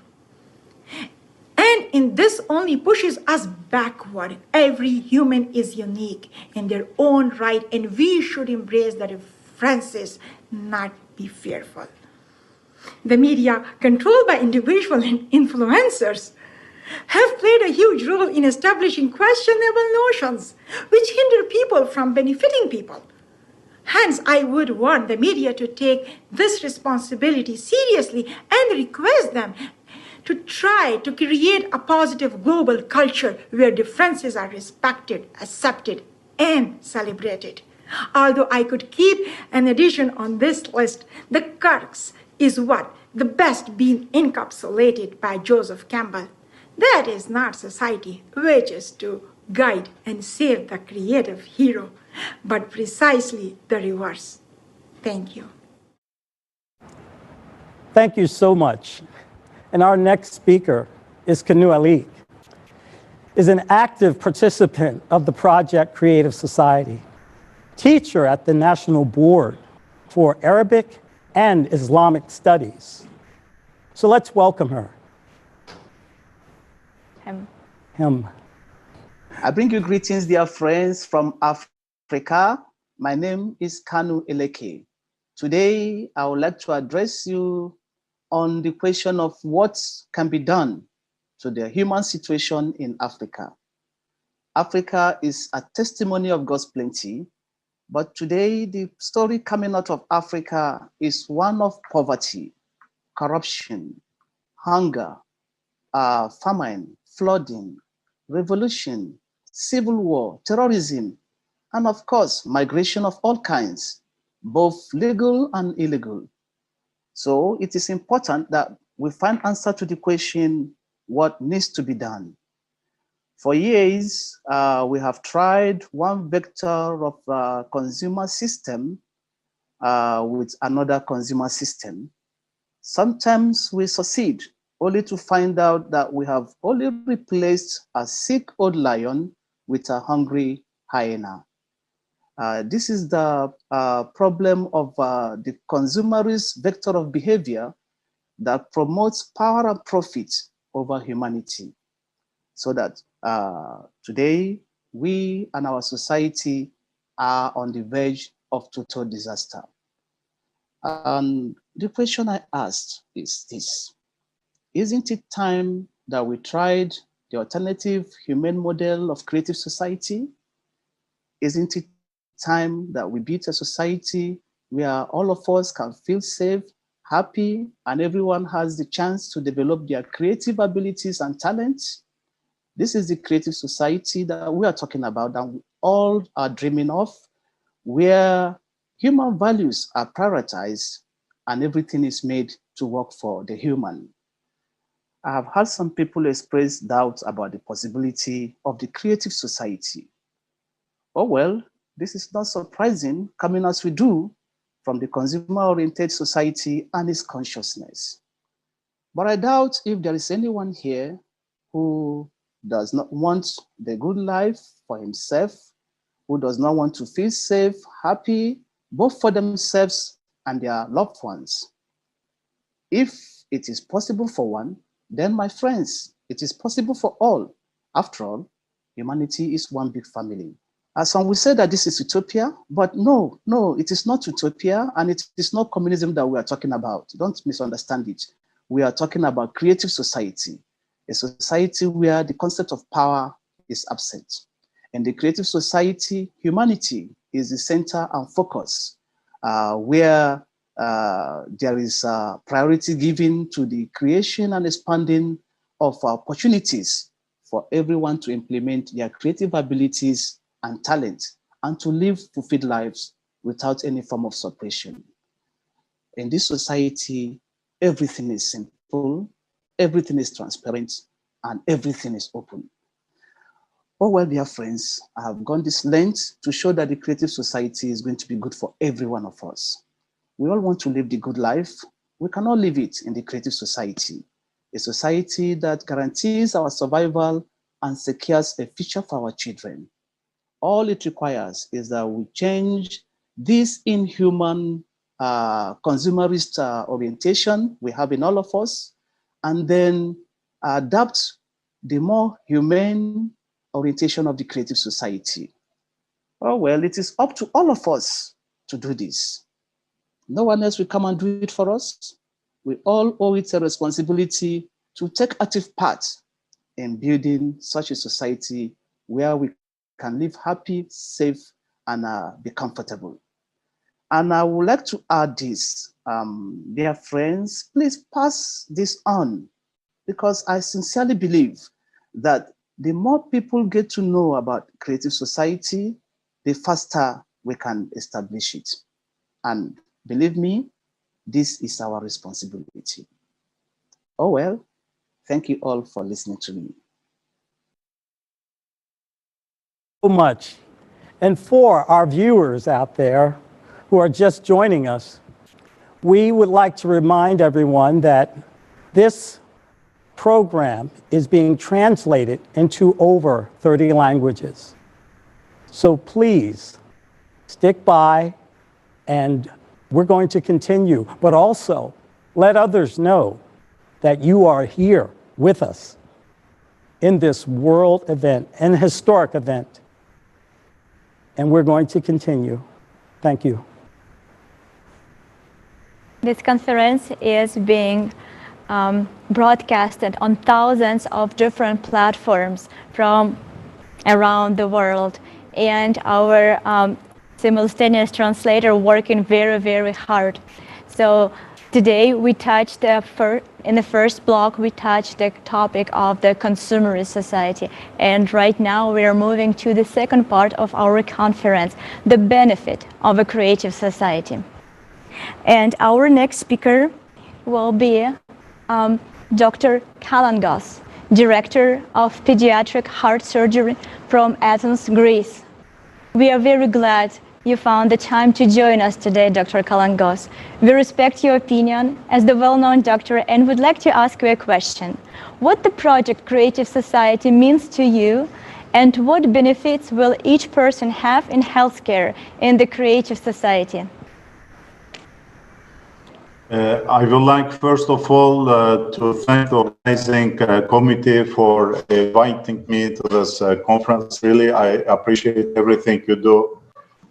As everybody knows, unfortunately, despite all the actions undertaken by many international organizations, health inequalities between developing and developed countries, and even between the different social classes of some rich countries, are still continuing to be responsible for limited life expectancy and high child death rates, and usually due to preventable causes.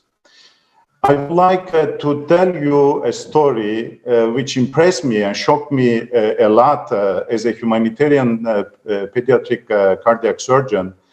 In one of my missions in Mozambique, I remember very well, it was in 1999, and I have just started doing missions, humanitarian missions, and I operated the first humanitarian cardiac cases in Maputo, in the capital city of Mozambique. And this story will reflect the conditions in the majority of developing countries, and it will summarize what people unfortunately afford as conditions in this developing countries. I operated on a 5-year-old boy who was suffering from a severe cardiac disease. Unfortunately, 5 days after his surgery, he died.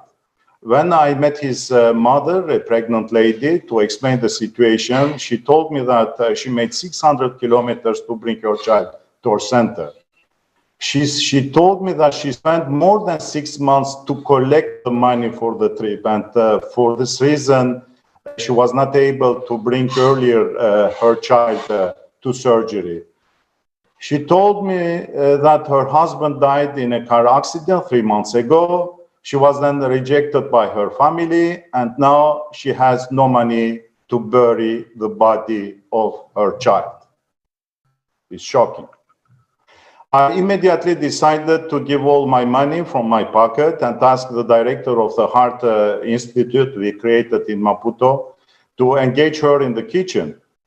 1 year later, when I returned again to the Heart Institute, I noticed that her life was completely changed. She delivered the baby, got married again, and was still working in the kitchen. I realized that hope is the last human feeling which disappears only with our death.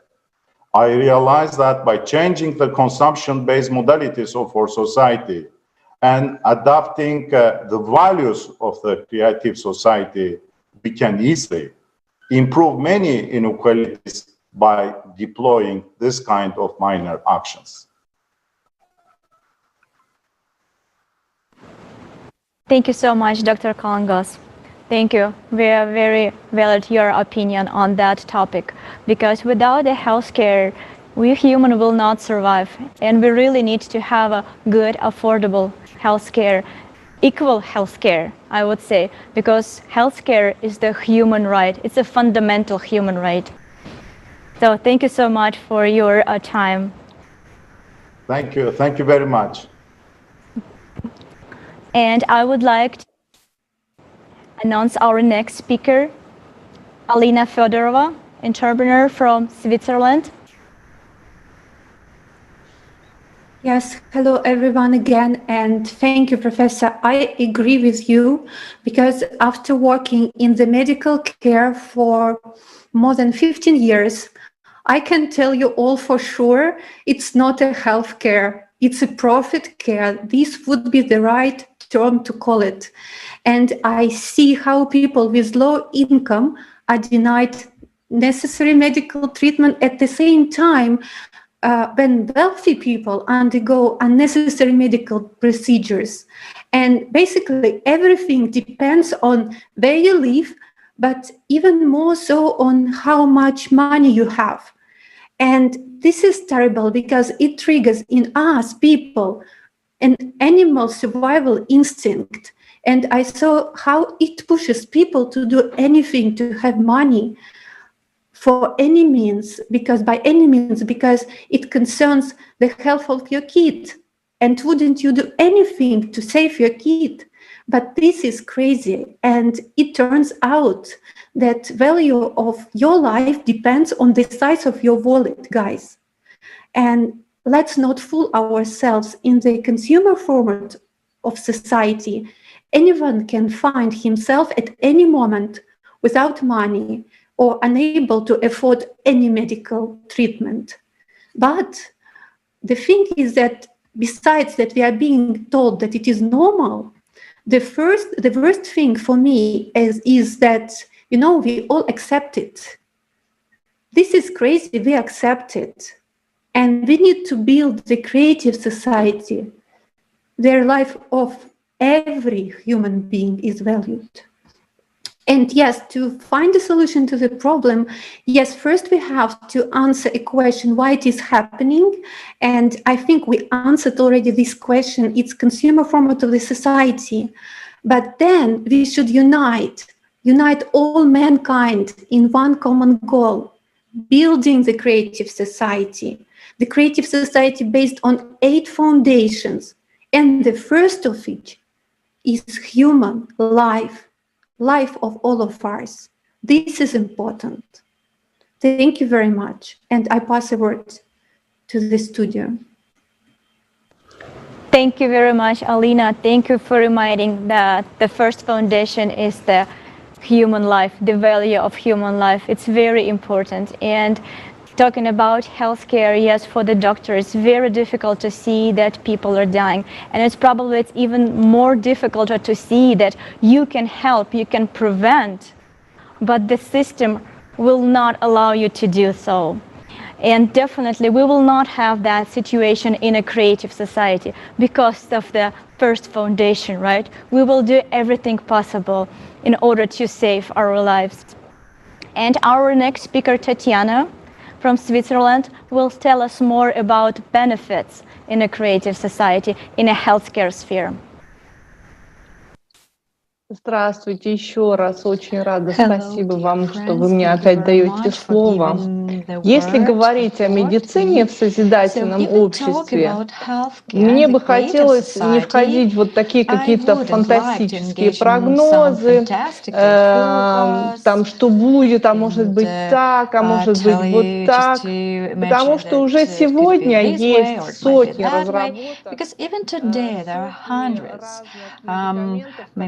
Of developments, medications that could save millions of people from lethal diseases. And this is not some secret developments. These are medications, appliances, and technology that just aren't available to everyone. I'll just give you 2 widely known examples because it concerns everyone, and you can find these examples and see the evidence to them. So, it concerns, as they say, not only poor countries, and it's not just a problem of finances. A striking example of this is the scandal with a medication for curing hepatitis C. Yes, it wasn't a slip of the tongue. Today, it's an incurable disease that kills hundreds of thousands of people a year. This molecule medication was developed by a French government laboratory, which was financed by 90% by private donations and 10% by the French government. People themselves find it. And this formula was sold to a private American company for production. Well, there were several takeovers of one company by another. A couple of owners turned out to be the same. They made a profit of a few billion euros. In the end, in 2017, it was the most expensive drug in the world. That is more than 6,000 euros per pack. That is per treatment. At the same time, the production of it costs mere pennies. And they didn't pay for it. Well, the truth to be told, there were some politicians and people with a conscience, so to say, and active people, and they came to the front, made this case public, and the only thing they could do was to agree with the manufacturer to lower the price of the drug. And depending on the standard of living of the country. So in Switzerland, it costs 68,000 euros. And in India, it costs 15,000 euros. But both in Switzerland, and just believe me, and in India, the price is just unacceptable, unaffordable for most patients. Another story, which has happened just recently in the US, when a private individual bought the right of producing insulin in the US, and actually there's such medication, again, which costs just mere pennies, and we know this medication. He just bought the right of producing, and he raised the price of the drug by more than 600 times. Just think about that. And it means that millions of people in the US are simply unable to pay for the drug, which is vital to their lives. However, right across the border, in Canada, it costs 600 times or even cheaper. The aid funds, volunteers, and so on are scandals just have been organized to help these people, because even with a high income, it is impossible for a family to afford such expenses. So, I'm not talking about new developments that might be in a few days, but we are talking about the politicians and which interfered and went against big businesses.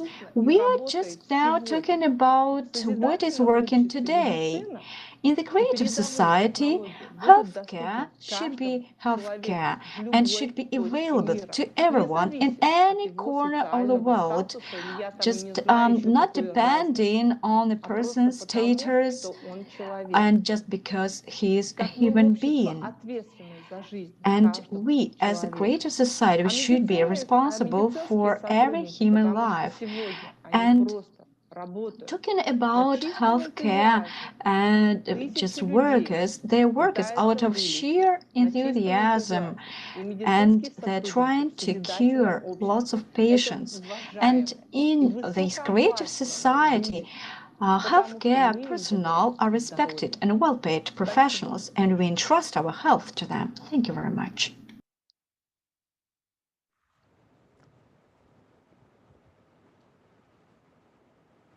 Thank you very much, Tatiana. Thank you so much.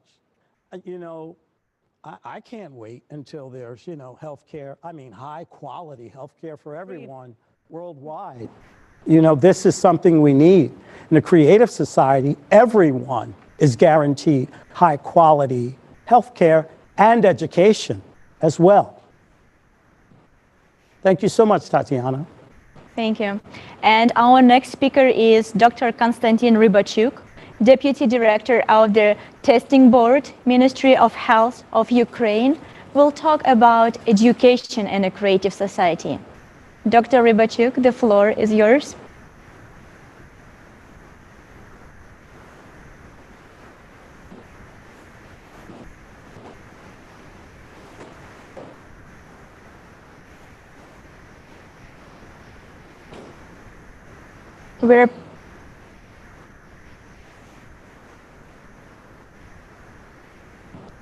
We have some technical issues with Dr. Konstantin. We will come back to Dr. Konstantin shortly. And right now we can invite Alexander Masny. Alexander Masny is a bioinformatician from Germany, and Alexander will tell us about benefits in science. It's very exciting. Yes. Alexander, welcome. Yes, I will tell you about science and technology as well, how it will look like in creative society. Actually, as Tatiana already mentioned, humanity have now huge capabilities and potential, but for some reason, this potential is not used to its full capacity. Why is it so? Because in consumer format, the technologies that, for example, Tatiana was mentioning, and there are many, many others, they're just not profitable in the long term for cupcake lovers. Why is it so? For example, by preventing the occurrence of some disease, many people will put out of work, and they are breadwinners for their families. Thus, successfully potential treatment or breakthrough technology simply does not reach people. And in the creative society, it will be not a problem, because every technology is valuable. Every treatment or medication is may be very successfully applied to persons who really need it. And the people who are left or who are just cannot continue their job because of new advances, they have assurance of basic needs and security. And they can find themselves maybe in other jobs or improving this medication. So there are a lot of possibilities. And of course, right now, with current technologies, we can solve such problems as hunger or water shortages. After all, Las Vegas stands in the desert. So we already can, can't we? Why not help other regions that also need basic resources, but somehow do not receive them? All advanced technologies should be everywhere, anywhere in the world, available to people. And scientific breakthroughs should also belong to society itself. I mean, in current format, we have many laws and many regulations. And for example, data protection are sometimes considered more important than human life. And many scientists could not just work with the data because of these regulations. And when you do your research, you sometimes don't know whether you have broken the law or not. And the fines for violating this law are in 6 figures. Funding of scientific projects or technological development should be determined by society itself. Is the research good for humanity? Is it completely honest and open? And what benefit will a particular project bring? Are there many potential dangers?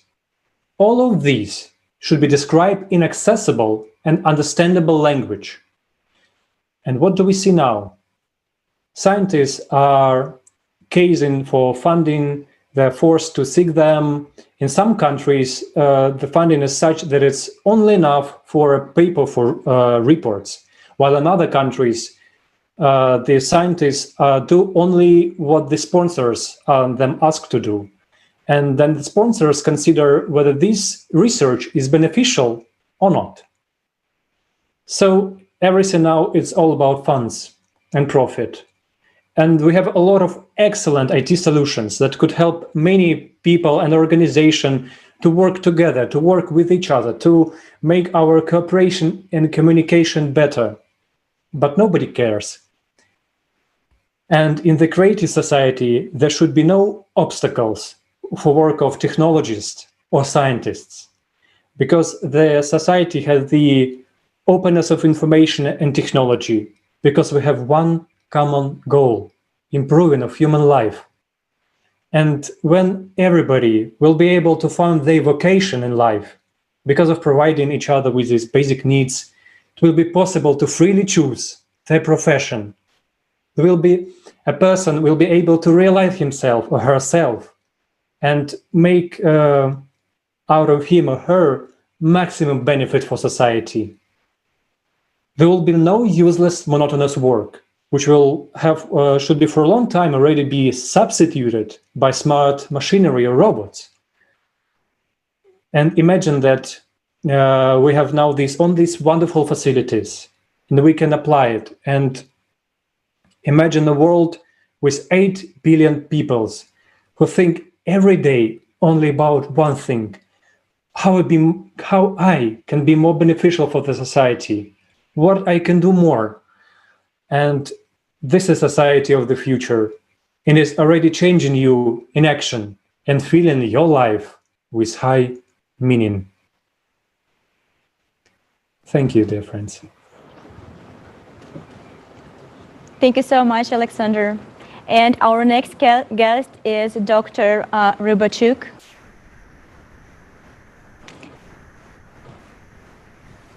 Let's talk about education in a creative Hello, dear friends, society. and welcome.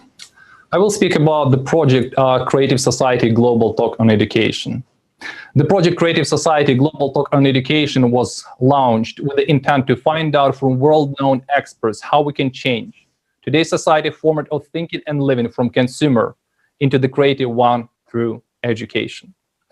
Within this project, we have communicated with many internationally recognized experts in the field of education, current and former ministers of education, government advisors, international education thought leaders, CEOs, and heads of global education associations.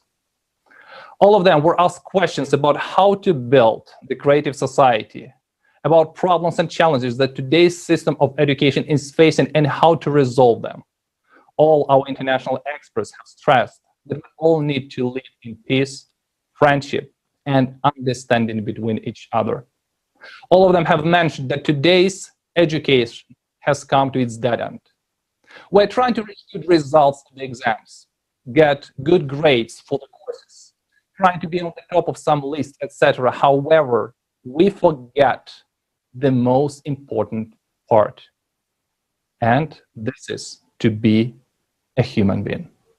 We have forgotten about human and moral values that we need to raise in our children.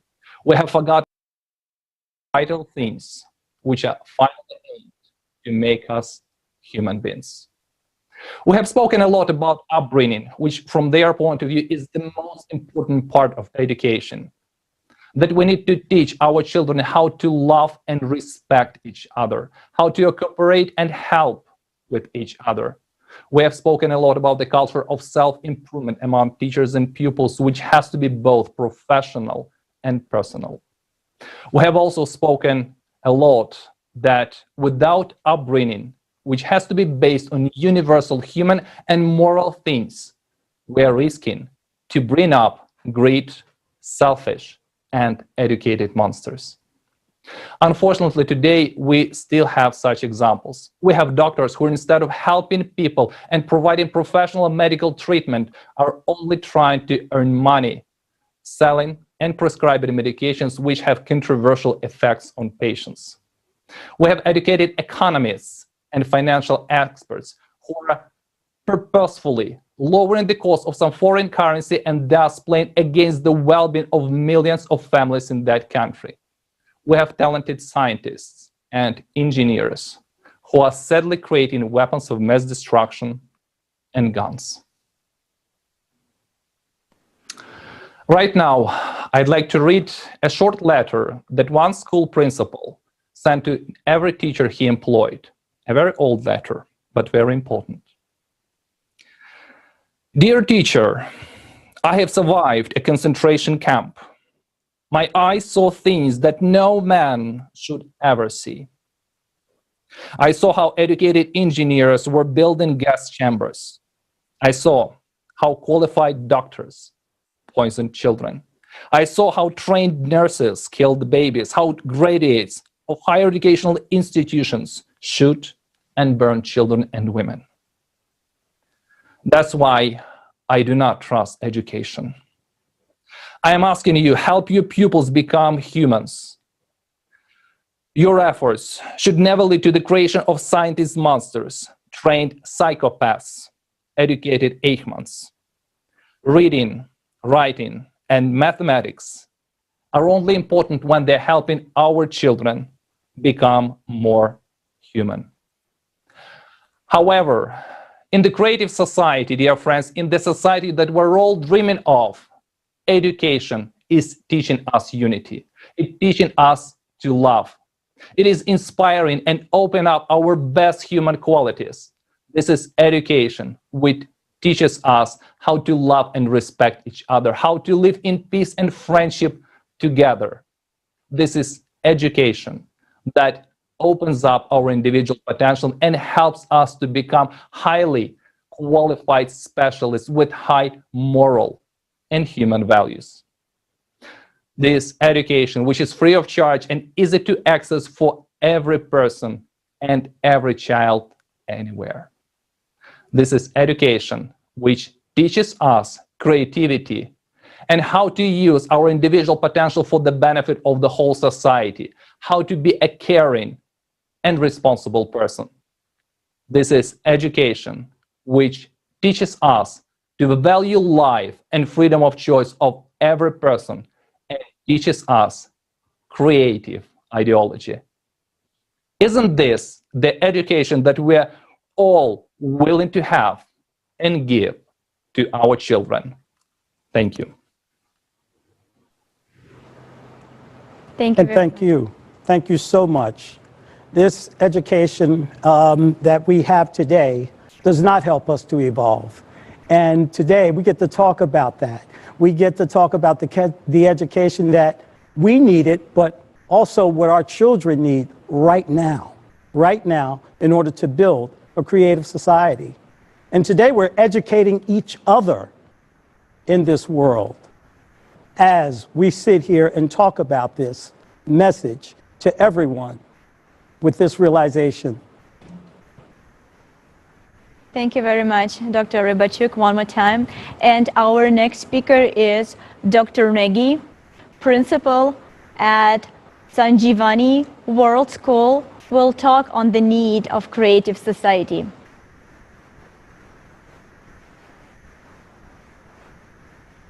I'm so excited to be here today. It's such a unique platform where like-minded people from across the globe are coming together for creative society. And it's such an inspirational journey that I have seen with creative society. What inspired me was the outlook of each and every person who wants to make a difference. The 8 foundations actually lead you towards an ideal life, an ideal society where everybody cares for each other, where all the resources belongs to everyone. Isn't that we all dream for? It's time. We need to come out of our dream and make a society where each one of us would like to see our family, our friend, and our own self. And being an educator and principal of the school, I implemented these foundations in my school and motivated my children to take it forward. Yes, whatever we have done right now is still a drop in the ocean, but it's still a drop that matters, because these small drops that we are collecting will turn it into a mighty oceans. All our 1,000 students are doing something or other to make a better world. All our teachers are associated with that. And we did not limit it to our school. Then we extended it to all our friendly schools. And slowly, this movement is gaining momentum. And one day we will stay in the kind of society which we are idealizing. And I think the world we are staying in and the creative society that we are dreaming of, the 8 foundations show us the path, and that is the path.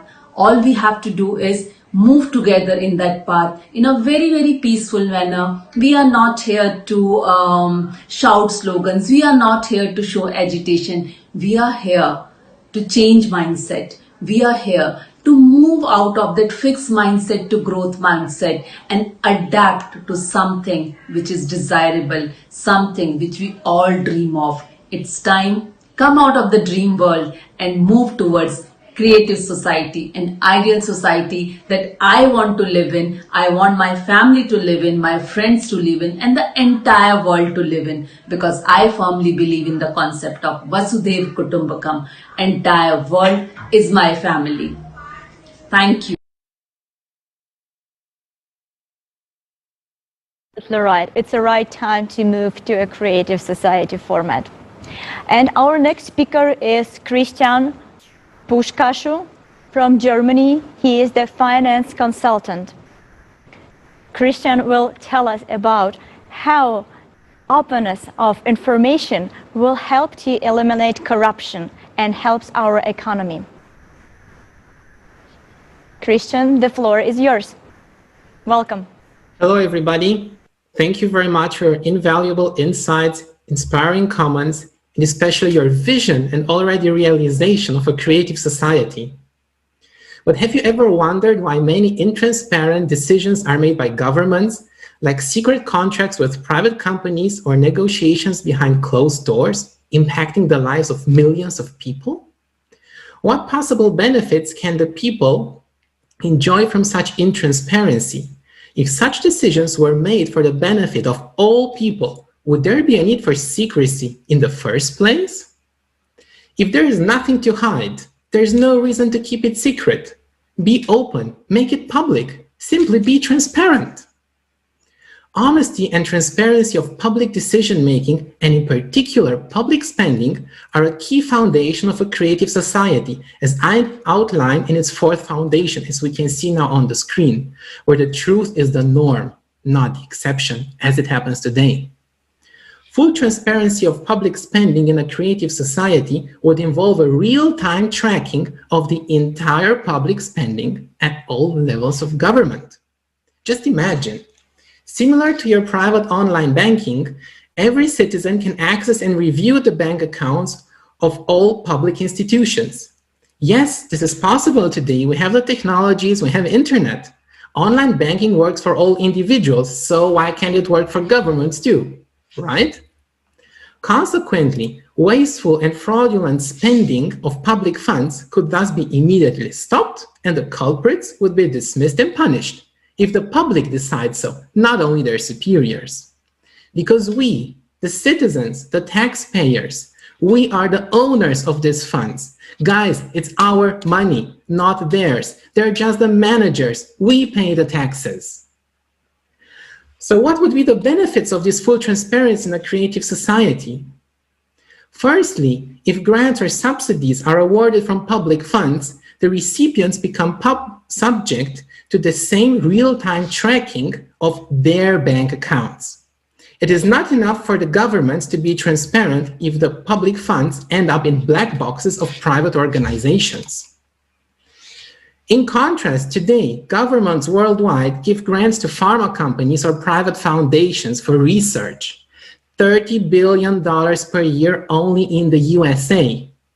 While the pharma companies themselves spend $40 billion, we can see now on the screen, these are the blue bubbles. While the pharma companies spend more than $50 billion for marketing, so more money goes into marketing than into research from their hand. These are the red bubbles on the screen now. So how is the money actually being spent? That is a big question. Secondly, all public tender conditions must be fully disclosed and decided by the public. Whereas recently, the government in Romania would have received only 6%, a fraction of the revenues from a controversial gold mining project, the biggest in Europe, although the natural resources belong to all humans, isn't it? This beautiful landscape would have been totally destroyed. And for whose benefit? Thirdly, the prices of advisory services to governmental agencies must be fully disclosed and compared with market prices. When in 2016, the German Ministry of Defense spent for advisory services more than 400,000 euros per day. Yes, 400,000 per day, not per year, per day, including weekends, by the way. In 2019, it didn't get better. The same Ministry of Defense spent more than 800,000 euros per day for advisory services. Guys, that's a lot of money. And no public official was dismissed, no important figure. And we're talking here about the Ministry of Defense, not education or healthcare. So much money being spent for the military, right? We've seen that already.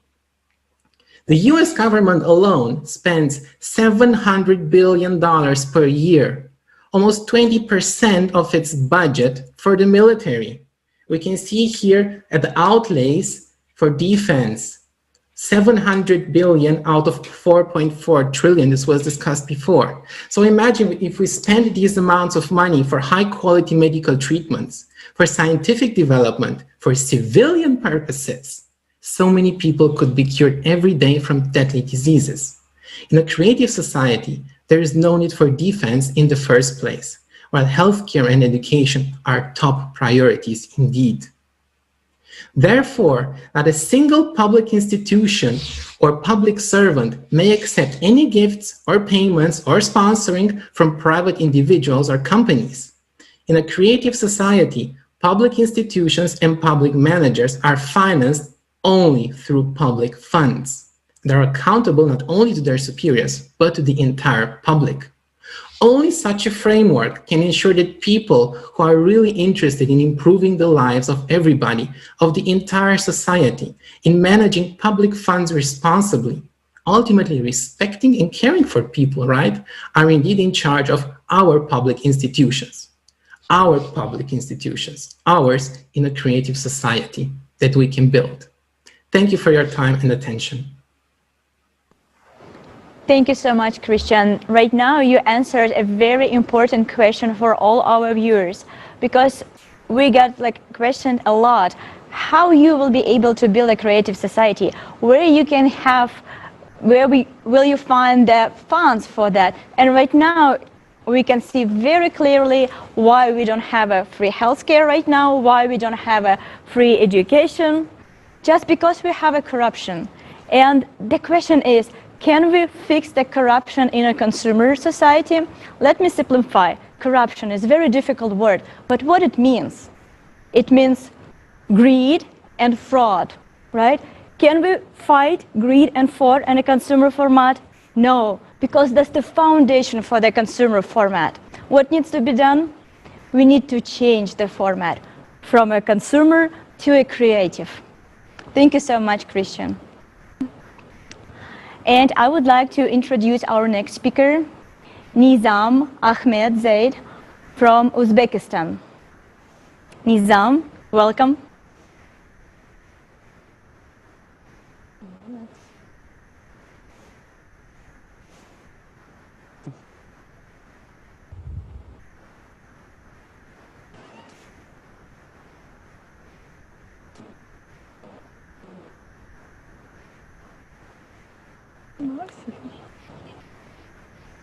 Извиняюсь.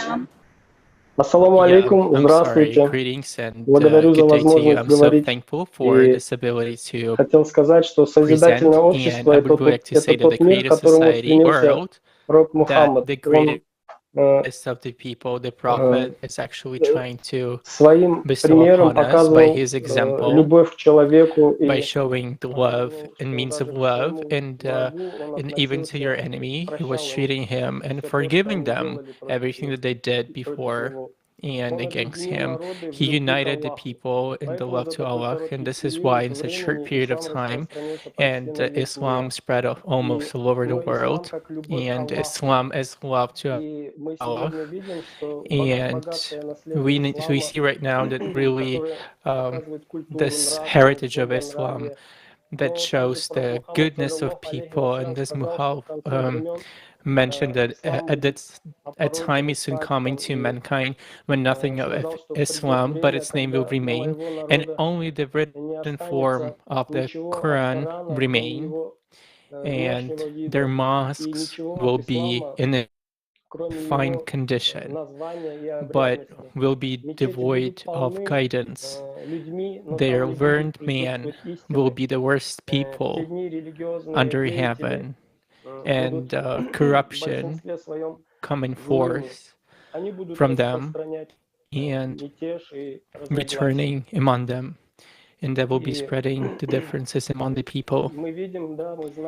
And as we see right now, and as we know, that the lovers of cupcakes or something, they saw how planes and how they were like blowing up and hit the buildings, and the people actually have their hands tied and untied, and they called it Islamic terrorism, and it was a diversion against the Islam of any types of sorts, and for many years, and it actually made their hands free, and so they entered Islamic governments, they destroyed the governments, millions of people were killed or injured, or at the line of catastrophe, and of course, the elderly and children were suffering, and the terrorism does not have any nation. The terrorism does not have a religion. They only have the owners of the terrorism, or who raise them or fund them, and the terrorists they also have that they're serving to serve the God, or they're understanding they serve the God. It's like they shift the attention, or they shift the understanding. They zombify the person. They give them drugs and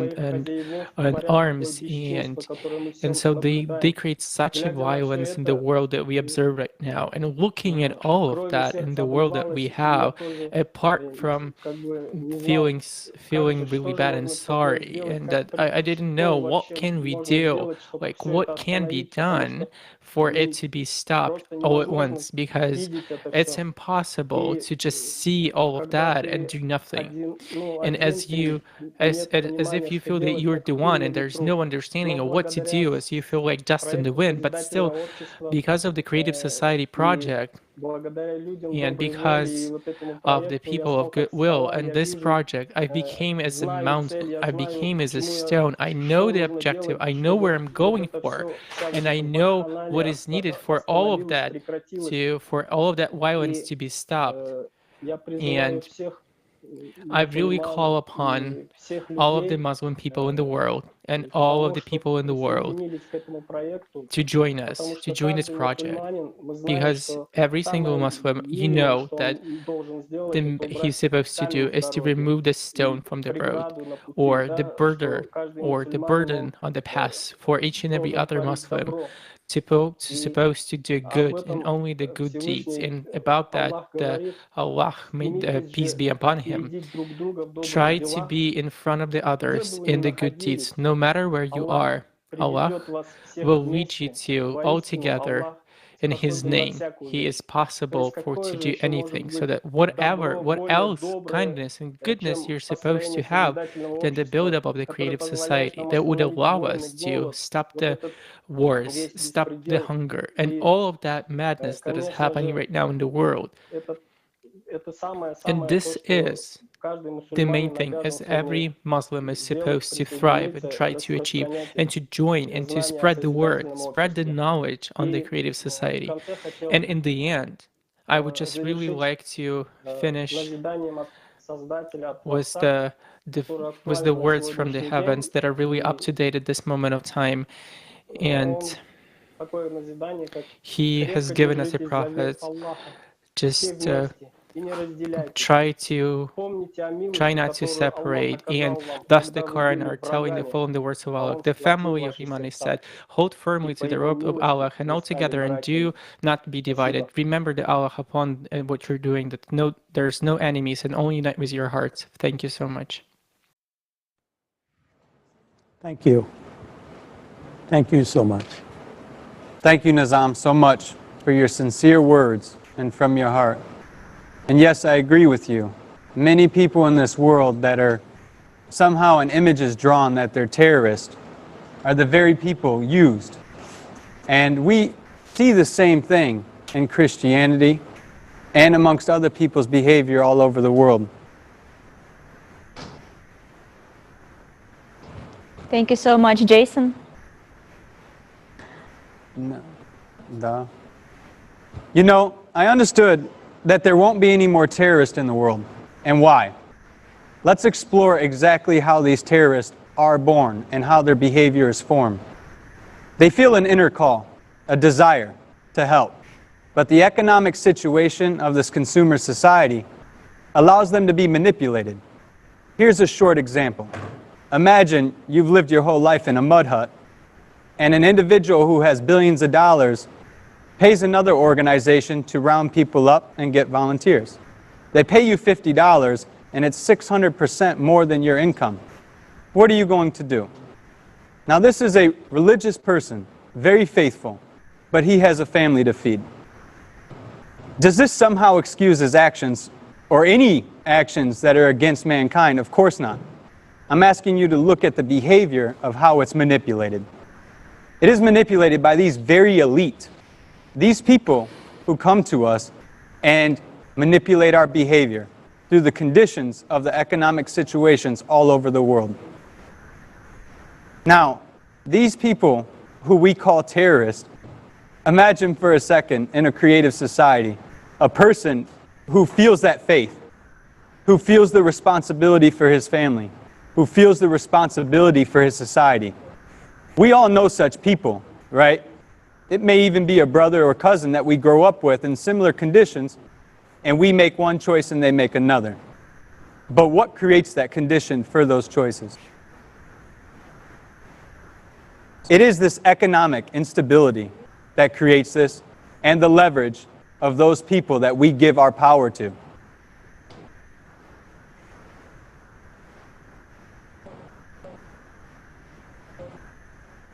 It is impossible to not move forward in a creative society without recognizing this. Thank you all. And thank you again, Nizam. Thank you very much, Jason. And I would like to continue the topic that you just started and talk more about crime and why we will not have a crime in a creative society.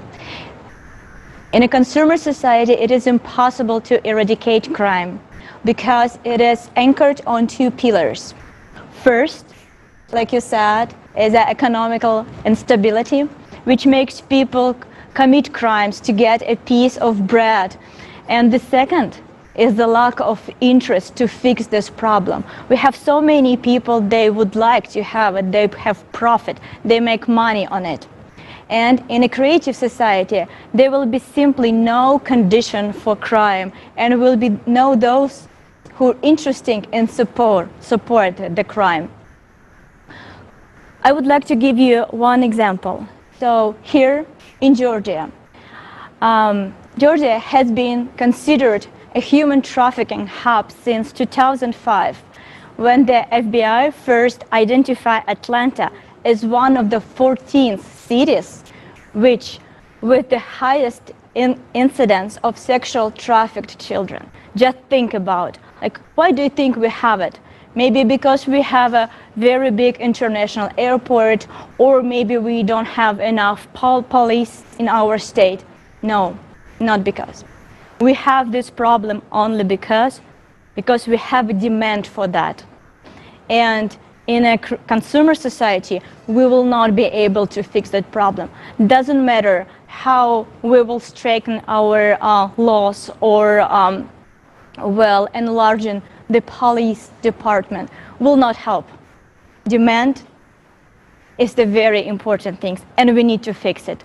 That's not what in a human society, how we should really interact with each other. And our next speaker, Adrija Biswal, she will talk more about perspective of creative society and how creative ideology will help us to become a better human. And I believe a creative society is an essential part in everybody's life, because that is what is going to make the difference in the future and resolve all these problems that we are facing today. In a creative society, these issues will not exist because people will think differently. People will unite to make sure that these are not issues anymore. So for example, if you look into child trafficking and if you look into child labor, if there is education, if there is a proper norm of children need to get educated, children should not be exploited, the very first foundation of our creative society where we value human life, where we respect human life, if we did that as individuals and we respected children, we respected humans for what they are, then would we be exploiting them? Would we be doing trafficking of them and harming their soul, their emotions, their body, their physical well-being? And all of these will just disappear because we are educating our men to respect women, and we are educating our daughters to be more fearless and self-sufficient. And that then goes on to the second bit, which is domestic violence. If we treated our children properly and we gave them the right upbringing in a creative society where they are nurtured, they are loved, we respect human life, there is acceptance, there is tolerance, and every child is treated with the same level of respect and dignity. They deserve the education, they deserve that chance to make a difference in the world. Then imagine those children will grow up to become much more responsible citizens. And those citizens will have love, respect, tolerance, humanity, empathy for everything that they do. They will be the leaders of the creative society. And imagine if we have people that love and respect, then would there be violence? No. We will have a much more peaceful foundation. And peace begins at home. Violence begins at home, and that's where we need to replace that violence with peace. If fathers and mothers are tolerant and they're not fighting and they're not creating that negative environment for their children, then automatically you're imbibing peace. And how do we do that? By spiritual transformation, by personal transformation. If each one of us embraced the creative society values and our 8 foundations, and we respected human life, and we respected our people, our neighbors, our friends, our families, our children, then we would be a much more healthy society. We would be a much more positive society, contributing towards a higher notch of humanity. Thank you for that.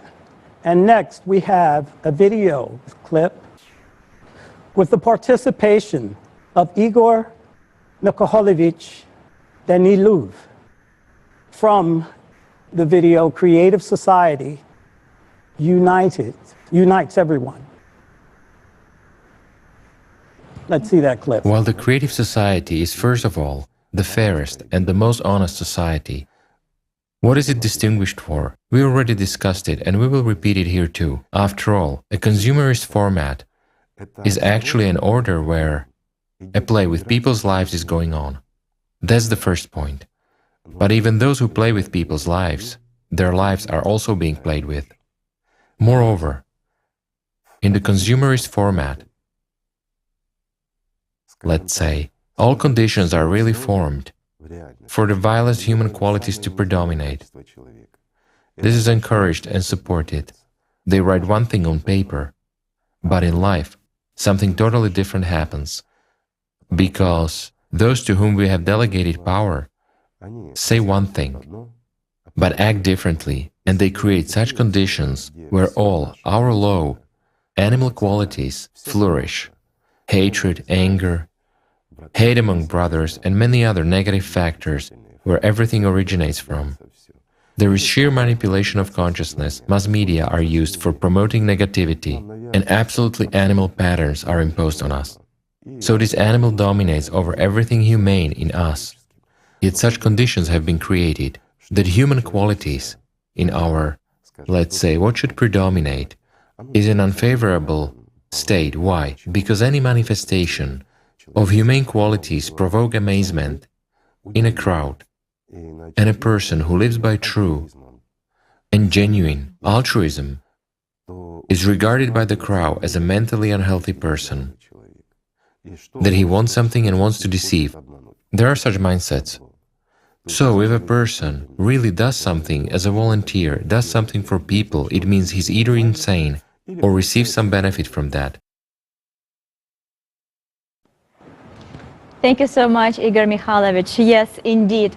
The difference between consumer society and creative society, it's like a hell and a heaven. And with each new speaker, it becomes more and more obvious today. So, how do we make this transition from a consumer society to a creative society? Our next speaker will tell us about how social transformation happens, why is it possible, and what is the role of each person in building creative society. I would like to announce the video interview that we took with Stefan Schwarz, Distinguished Consulting Facility of Saarbrück University, BIAL Fellow, Award-winning author, columnist for the journal Explorer. Let's watch the video. About 3 years ago, gay became LGBTQ. Now, nobody ever got on television and said, okay, we're going to make this change, or some major authority said this, or whatever. But if you do a Google on word frequency of inquiries, what you'll find is that people stopped using gay and they started using LGBTQ. Those are all things in which social transformation took place, not because of military power or official authority or any of those things, but simply because ordinary people changed their consciousness about it. So the key to making nonviolent social transformation is that each individual must personally make a change in consciousness. And when they do that, there's no force that can oppose it. That's how Gandhi got independence for India without a war. That's how Martin Luther King created the civil rights movement. So this is the key to making change, is not that you have military power or great wealth or any of those things, but that you are committed to well-being and fostering well-being, and everything that you choose always supports well-being. There is a process I call the quotidian choice. Quotidian is not a common word, that's why I chose it. It means daily, ordinary, mundane, because every day you make dozens of little choices. The things that you buy, the shops that you go to, all that sort of thing. That most people don't even think of it as a choice, but in fact, it's a vote for a certain consciousness. And if you make the commitment that every day you make all these choices and that you are aware you're making these choices, and that of the options that are available to you about anything that you're choosing, you always choose the one that is the most compassionate and life-affirming and fostering of well-being, and you tell friends that that's what you're doing as a discipline and invite them to join you, this is how you create social change. And it's more powerful than any other force. So we all have, when we do this, we have the power to create the kind of society we want. Is that 75% of the time, violent change does not succeed. And even when it does succeed, it doesn't last very long, because violent change by its very nature creates those on the inside and those on the outside, and it creates conflict. I mean, that's just the nature of creating violent change. So when you create change by violence, what you do is you create a group of people who are the outsiders, and they resist, and inevitably there will be more conflict. Whereas when change is accomplished non-violently, it succeeds 75% of the time. Now think about that. Violent change fails 75% of the time. Nonviolent change succeeds 75% of the time. Violent change is not long-lasting. Nonviolent change is long-enduring. Why? Because it's inclusive. It supports well-being. That's what it's about. It's about fostering well-being so people feel included. They don't feel that they have been kept out. They don't feel that they are in opposition. So what we want to do is to individually make the decision that every choice we make will be compassionate, life-affirming, and supportive of well-being. And if you do that about everything you do, and you tell your friends and to ask them to join you and tell their friends, then just the people that will listen to this interview have the power to change the system. Thank you so much. Thank you so much for that, in a way of change and giving us the description on how it's done and how we can improve on it. When we say unification, it means inattention. And the change, it begins to happen when we critical mass, when we're in that critical mass of honest and responsible people, we do a whole lot better.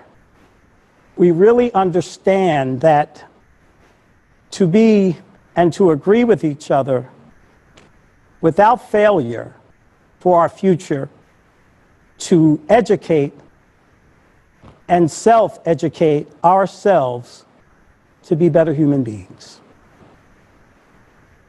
Thank you so much, Leslie, and thank you again for Dr. Schwartz. So it's like really easy and understandable that social transformation, the transformation from a consumer format in which we live today to a format of creative society is so easy and possible, right? And the attention is the key word. It depends on us, on every single person who right now listening to us, right? If we really would like to live in such a society and enjoy it and live free and live this beautiful world for our children and grandchildren, then we really need to unite, and unite in attention, in desire to build such a society. And I would like to invite our next speaker, Alexei Prutkov. He will tell us more about power of attention and intention. Yes, thank you, Marina. And just to reconfirm what Dr. Schwartz was saying, that also compelling research by Erica Chenoweth, a political scientist at Harvard University, and Maria Stefan, a former director of the Program of Nonviolent Action at the United States Institute of Peace, confirms that peaceful resistance is not only the moral choice, it is also the most powerful way of shaping world politics, and by a long way. And looking at hundreds of campaigns over the past century, Chenoweth and Stefan found that nonviolent campaigns are twice as likely to achieve their goals as violent campaigns. And they have also shown that it takes around 3.5% of the population actively participating to ensure serious political change. And moreover, nonviolent movements attracted 4 times as many participants as the violent. And, it all boils down to the unity of our attention, paying attention to one common goal.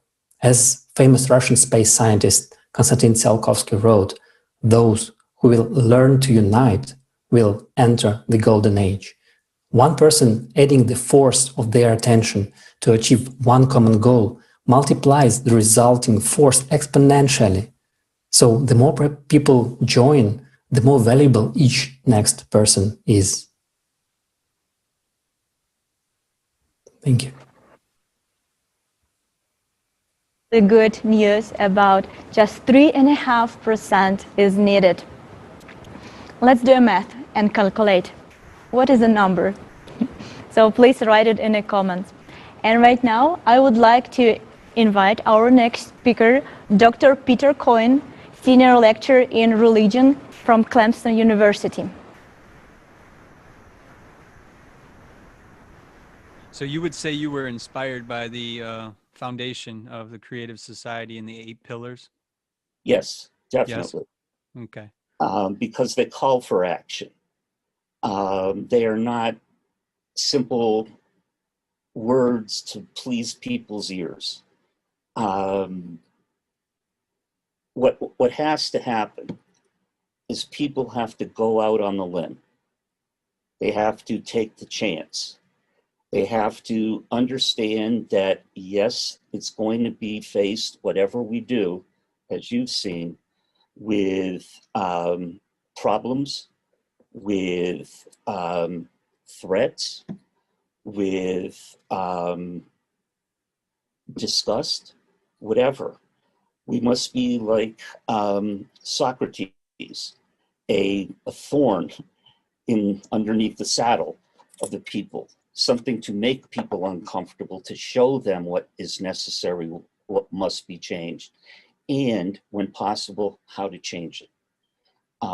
This is not easy.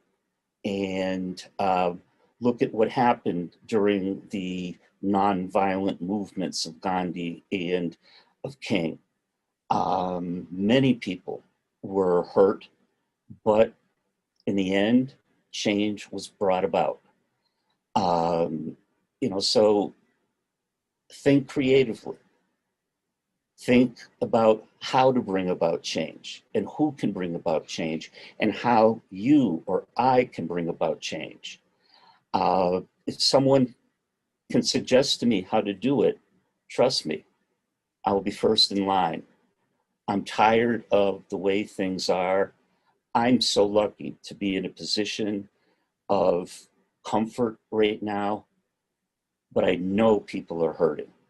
I know society is hurting, and there must be ways. A great example, a number of people have said, we don't have the food to feed people, okay?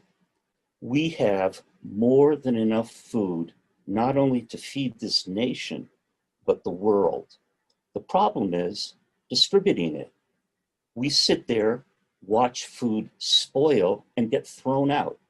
If we can provide transit for these farmers who are producing this food and other people, this food can be delivered to those that need it in our country and in other countries. Harry Truman had a sign on his desk that said, "The buck stops here." Each of us need to carry that sign around our necks. The buck stops here. Mm-hmm. And with you, we must take the responsibility and take action and not wait for it to happen. We must, as a group, Alatra, lock arms, find ways that we can join from different areas, from different places in the world, to do the very same thing. It's in our power, there's no question about it. An individual can bring about change. Two individuals, now we're a group, they can bring about change. And exponentially, we can move back those arms on that clock way back in time, which we need to. It obviously came up because of the Cold War. Mm-hmm. What we have to do is realize, you know what? The Cold War has to be over. We have to embrace other nations rather than be scared of them. We have to go in and make friends wherever we can. That will maybe toss away that clock, as you put it. A person you don't know is the other or them. But when you sit down, talk with them, share food with them, they became a human being, friend. And that's what absolutely I agree with you. Tomorrow, you meet someone, approach someone who you don't know, who's different than you are. Engage them. That's another important word, engage. Try to meet someone new as many times as you can. Try to get involved with different groups as many times as you can. It will be amazing what you'll learn from other people from other generations of people. It's, I hate to use the word, but contagious. Let's make this idea, let's make this society, let's make Allatra contagious in the world. Thank you very much, Dr. Cohen, for your kind and sincere words. We really appreciate it. And for our viewers who just joined us, I would like to announce that you're watching right now an international online conference, Creative Society United We Can. This conference is simultaneously translated to 35+ languages and broadcasted to thousands of platforms on social media and different types of media. Millions of people are watching us right now. And dear viewers, thank you so much for your kind comments and questions. We definitely will answer them. Yes, you have definitely brought the world together. We are united. We are United Nations today. We are United Nations right now of people. And that is so important for our world today. Absolutely right. Absolutely right. And today we gathered here to talk about the change. But many people think that change can only be done through revolutions or through some going on barricades, violence, and so on. This world has seen a lot of those actions, and none of them brought the actual change. This world doesn't need any more revolutions. It needs evolution. And basically, we have everything to do this, and it can only be done within the legal ways, within the laws of each country, because the constitution of each country says that the highest power belongs to people. So why won't we use our right as people to elect those who are willing to implement the 8 principles, 8 foundations of the creative society into the constitution of each country? And those people will show up. We only have to create a demand for them. We have to let them know that we need this change. We need to share this on social media where hundreds of followers each one of us has. And it's just so easy to talk to your friend and your family about issues that are really important, because it's future of us and our children. And only together we can make this step from consumerism into the future of humanity and future of constructiveness and creative society. And all the steps on this path can also only be done gradually and in accordance with the 3rd principle of the creative society, which says everything has to benefit a person. So none of those steps can hurt any person's benefits or our life in general. Everything has to be implemented gradually only to benefit us.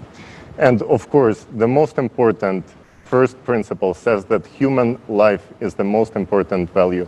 So no life should be sacrificed into the name of any great whatever excuse we find.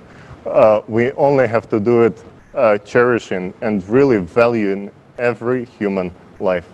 Thank you. Thank you. Yes, and what was very inspiring that today we heard that the creative society can be built in less than 10 years. Can you imagine? We can actually live in a beautiful world in less than 10 years. So how do we do it? Let's talk about the stages of the creative society. And as was mentioned just now by Tali, they have to be done gradually. We have to go step by step in order to build the creative society. So the first stage of building the creative society is the informational stage. Globally, people need to know about the creative society. This is the most important stage. When each person understands what creative society is and supports it, then they can go on the platform.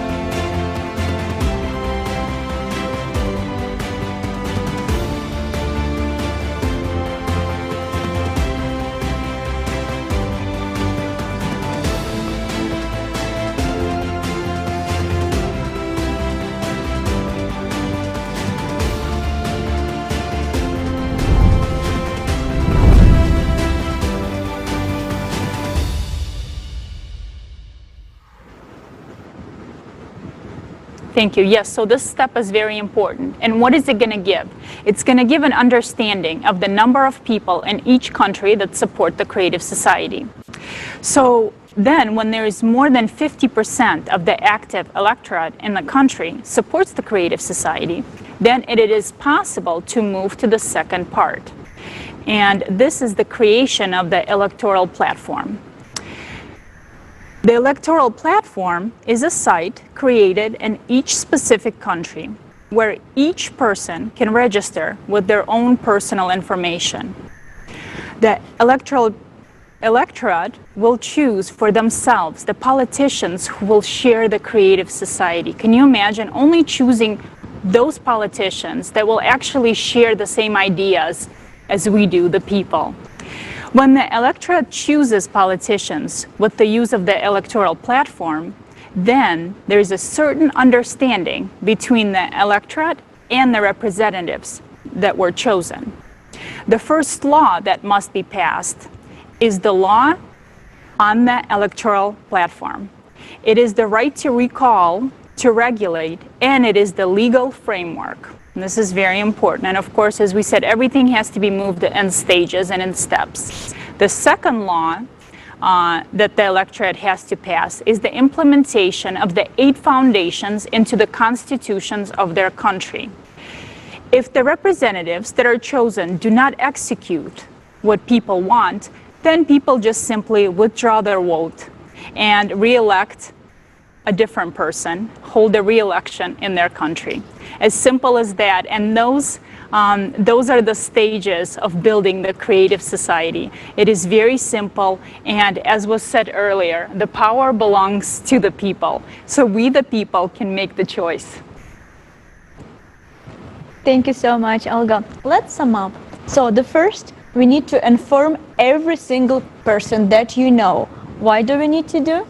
Because we really would like that every single person can choose the new format, because we only can make this transition by peaceful means, right? So we really all need to know about what is our next step. Is go through the legal process, through the and vote for the candidate that will support the idea of creative society. And the next, those who will go to the, for example, Congress or Senate, they can already vote for us and really create the electoral platform where we all can vote for the next laws, and they also can add as the second law, they add 8 foundation in our constitution. What that brings us? They brings a lot. Can you imagine that everything in our society will be regulated accordingly, these 8 foundation? Thank you so much, Olga. And I would like to invite our next speaker, Olga Prochenko from Belgium. Добрый день. Hello.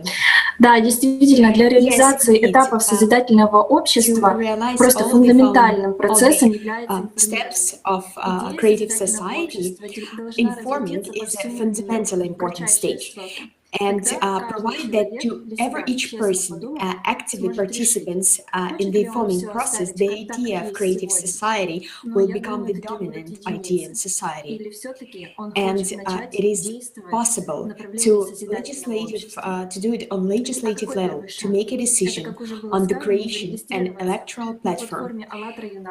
And we can do it based on ALLATRA Unites platform and inform all the people, to create the electoral source by all the people, and to create a new society on the new ideas. The idea of the creative society can be the major in society. It can be above all the trends, because the main idea, the main trend is human life, and for this we should inform people all over the world, and all people should know about this project. And we need only you, dear friends, your relatives, friends, and everyone whom can be informed by you about this idea. And we don't have any time to postpone it for tomorrow. It's important to understand that every day that prolongs the creative society from us can cost thousands of children's lives that are struggling from hunger and lives of their parents who are struggling from wars, because now we're living in a society where there is no value of people's life. So if you do not act or do anything to change this format, so every day when you postpone the informing and do not talk to your neighbor about creative society, you can become a core participant of this dice, because the responsibility lies on every one of us. Or maybe you can just shy to talk about that, because in consuming society, it's not a trend to talk about such values. But we should not even talk, we should cry out loud about human life value, that everyone who is sitting at home can hear us. Or if you think that you do a lot and mass media can talk about it, but for a year and a half, different conferences, roundtables all over the world are taking part how to change our format from consuming to creative. But mass media keeps silence. Why? Why is it so? Because mass media belong to those who eat cupcakes. Dear mass media, creative society, it's about your life and your children's life. Or do you think that these people can share cupcakes with you? But when? When there will be a house? We, people, we need to understand that building of happily society, it's not a business project or a business of some organizations. It's our chance, of all of us as a humanity. It's a chance to create a better future for our children. It's our common deed as a humanity. And we have plenty of instruments to inform all people on Earth about it very quickly. We can call, talk, speak to our neighbors, friends, colleagues, acquaintances. We can communicate. We not only can, we need to do it. And the price of this informing is life. And creative society is one big family. And this family called humanity. So who can be against it? Thank you very much. Thank you very much, Olga. You are absolutely right. The price for not acting, the price for procrastinating is very, very high. This price we can measure with human lives. So that's absolutely crucial that right now we really understand the importance of this first stage of the informing of every single human on Earth, and really take that seriously and start to act. Thank you very much. And I would like to invite our next speaker, Zorias from Pakistan. He is channel head of News Hunt TV, news editor. He is also a student in media and mass communication. And he will tell us about the role of media in building a creative society. And I would like to add something and say that Hunt TV is an example of media that really cares about humanity and people of their country. And right now, thanks to volunteers from Hunt TV, we have a live Urdu interpretation, which gives people in Pakistan opportunity to watch us in their language and their native language. So thank you so much, Hunt TV. Let's watch a video. Hello everyone, I'm pleased to be a part of Al Azhar and an international project of all humanity creative society whose main aim is to make this world peaceful and a worthy place to live. We are supporting Creative Society from Pakistan together with Alatra TV Pakistan. The Creative Society presents very unique and creative ideas that were expressed by people from all over the world for the betterment of humanity, the main objective of which is to increase the peace, awareness across the world to make this world suitable for all living beings. Every human living on earth has the right and his own will to live his life. He has his own ideologies and methodologies to live his life. The problem starts arising when man starts to impose his own thoughts, wills, and methods on other men around to prove himself and his so-called standards to be right and on point. Unfortunately, in our country, the practice of imposing one's own thoughts onto another's life is a common matter. The main reasons for this immature behavior are lack of patience, modern education, and willingness to adopt to change. The only enemy of each person and all humanity as well is consumer society. And it's only us people who can change this world together and build together a creative society. But for this, we all need to unite. These are a few drastic factors which make today's era the worst era to live. Here the question arises, is this the era we wish to live for? And are we ready to live this damaged, broken universe for our new generation? The answer is no. But what steps are we gonna take to make it better and a life worth living? This is important to share good, positive information. Last but not least, media is indeed the best source to educate common people to let them differentiate between right and wrong for themselves, which will help them to avoid the negativity and practice positivity in their lives without any external influence. And this is our responsibility as part of media to take our duties into serious consideration in helping people know their real identities and have a positive attitude towards living a peaceful life.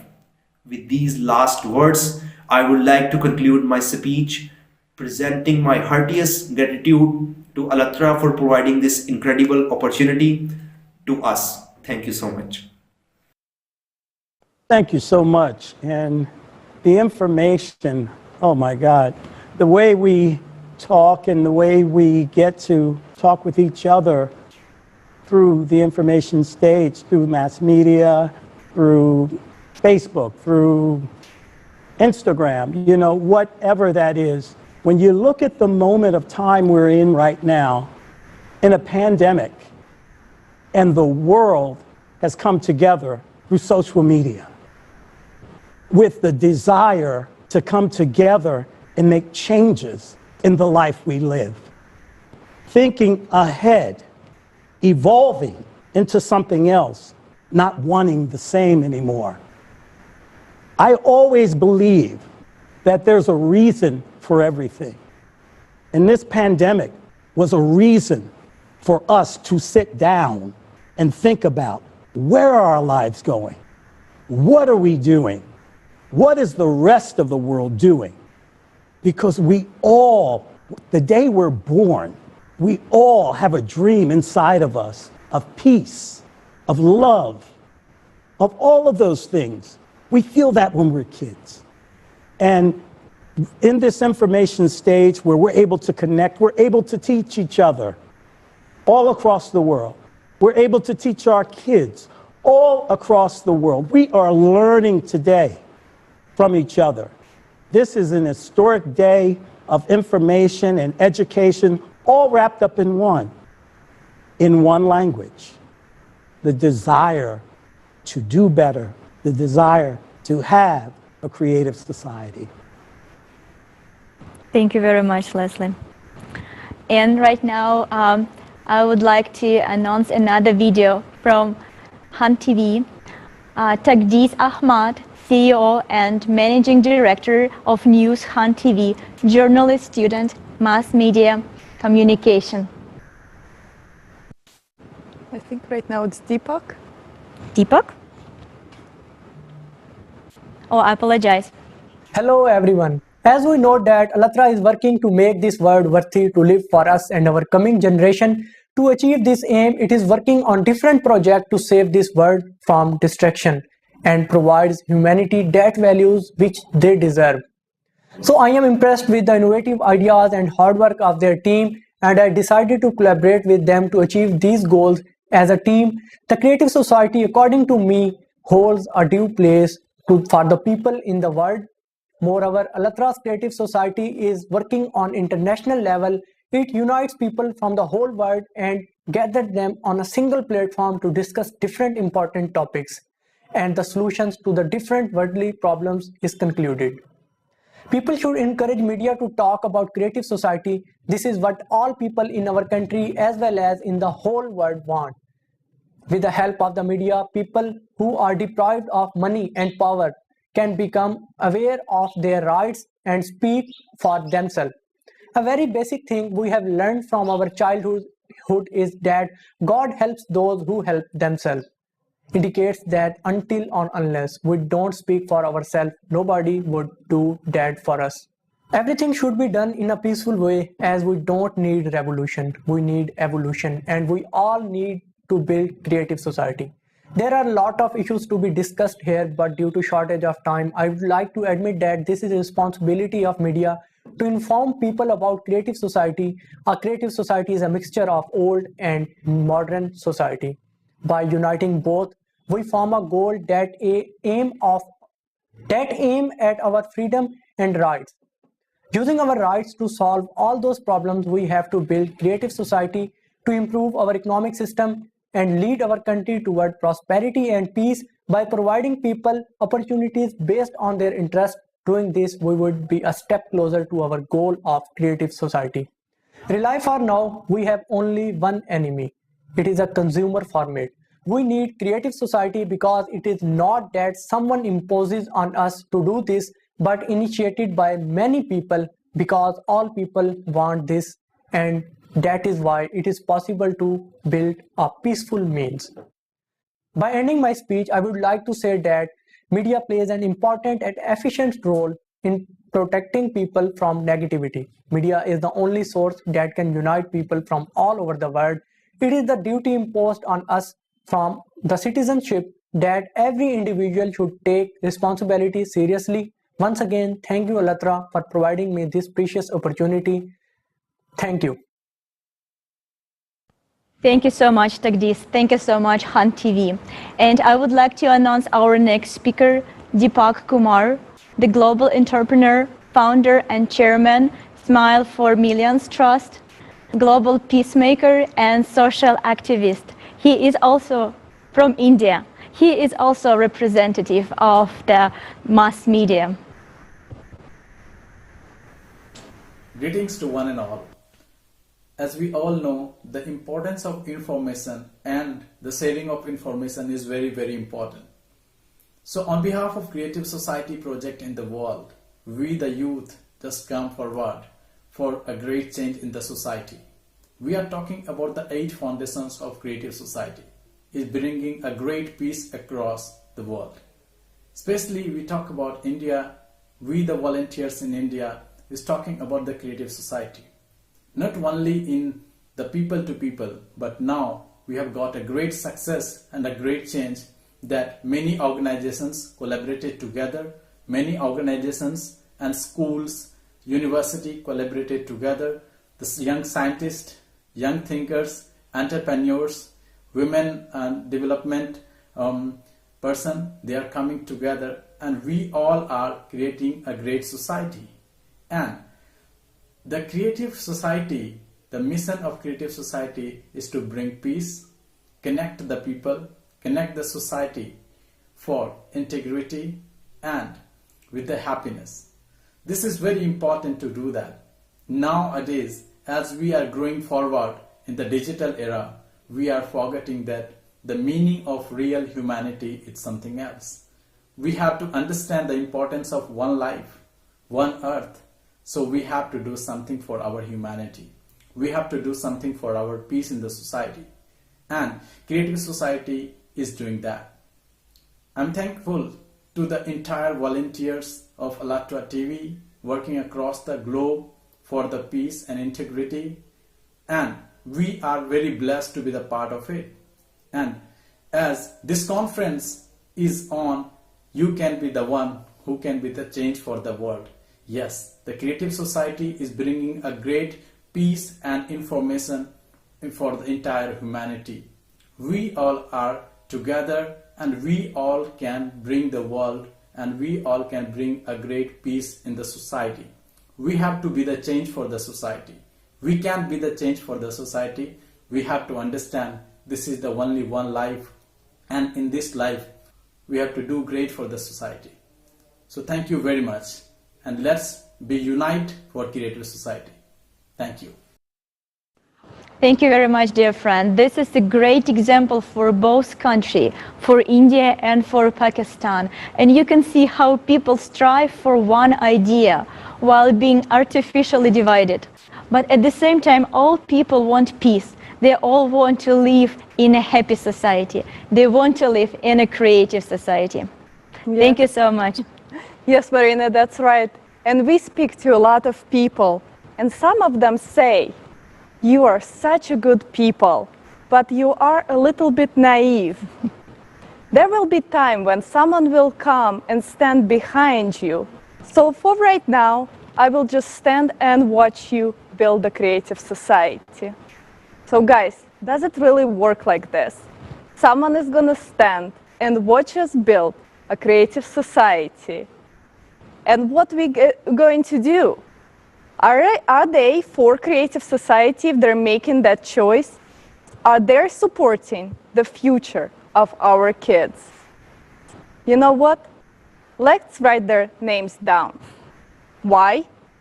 Because when everyone is talking about creative society around the globe, and it's buzzing from all the media channels and on all the platforms, those are the people that will scream that they were here first and will start looking for the best spot under the sun. Yes, Olga. We all know how it goes in today's world, where politicians are changing their mind as soon as the wind blows. And we expect that there will be those who won't take creative society ideas serious at first, might laugh at them, might reject the ideas. But think about it, those are ideas of humanity, those are the ideas of human equality, those are the ideas of human unity. Later on, when the movement is going to grow and there will be huge demand for people who represent creative society, of course those people are going to claim that they were the first one to support and they will implement everything, blah, blah, blah. But should we trust those people then? Or maybe knowing the experience, we should be ready for that and just prepare and protect ourselves from those who are willing to only fight for their own benefits, who are willing, like as in the example with the city, when they were eating pancakes, stuff in their stomachs, when people in their own city was starving to death. Do we want to protect ourselves from those people? Then we have to put them on record. Then we have to keep track of what are they saying right now on Creative Society and make sure that they will not be elected, that we are not going to delegate them any sort of decision-making power. And when Creative Society eventually happened, well, it will happen, those people going to have to take responsibility. And they are going to work really, really hard and really, really long for the benefit of all of the humanity. Thank you, Tali. Thank you, Olga. It goes without saying, friends. It seriously goes without saying that we should write down their names. Because these very people, as we've seen in the video earlier, in the wars we all witness in our own lives, that these people will eat cakes while our children are starving. These very people will promise you one thing and do another. But if we work together, we can build the creative society in a short amount of time. It won't take long. There's so many people gathered here today putting in work, volunteering, putting in their time away from their families and their friends and their work, you know, because we pursue money. That's what we need here. But when we build this creative society, words like poverty, hunger, inflation, all of those words will just be words of yesterday. Why? Because you would make it possible. They would just be words. And let me ask you all something. I have 2 children. I'm sure you all have children in this room today. How can you call someone that can look your child in the eye and want nothing for them? Can you really call that person a friend? Is that a human being or is that an animal? There's a reason we train dogs, right? So let's be humans and not dogs, and remember those that want to profit off of our effort and benefit for doing nothing. There's a saying, and we hear it often. Let's roll up our sleeves and get to work. There's a lot of projects and there's a lot of things that need constructed. So let's grab a shovel and stop leaning on each other's shovel. Yes, thank you so much, Jason. And also, it is so empowering to know that 99% or more of people support creative society. So our list won't be long. So thank you so much. That's true. Thank you so much, guys. And I would like to invite our next speaker, Robert Mikita. Greetings, Please. everybody. Yes, Jason, you were right. There's a lot of work. After conducting 1 million of interviews in the past 9 years, 8 foundations of the creative society were shaped as a will and desire of people around the globe. 8 foundations of the creative society, a document which should be implemented into the constitution of every country around the globe.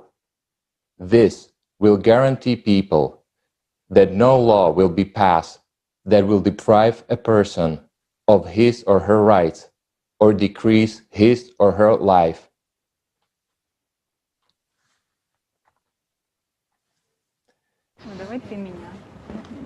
The highest value is the human life. After all, every country, it is its people. Country without a people doesn't exist.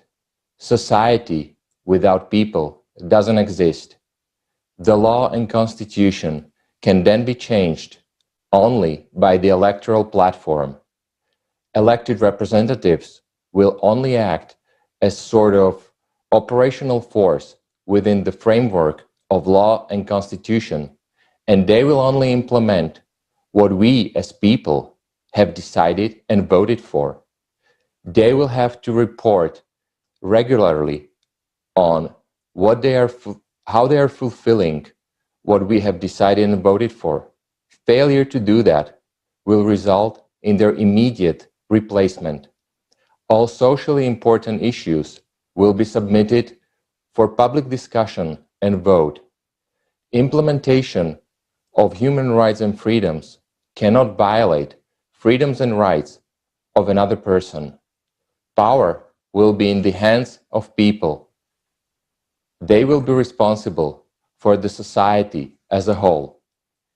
In the creative society, every human will be guaranteed essential life necessities, including food, housing, medical care, education, and full social coverage for free as a birthright.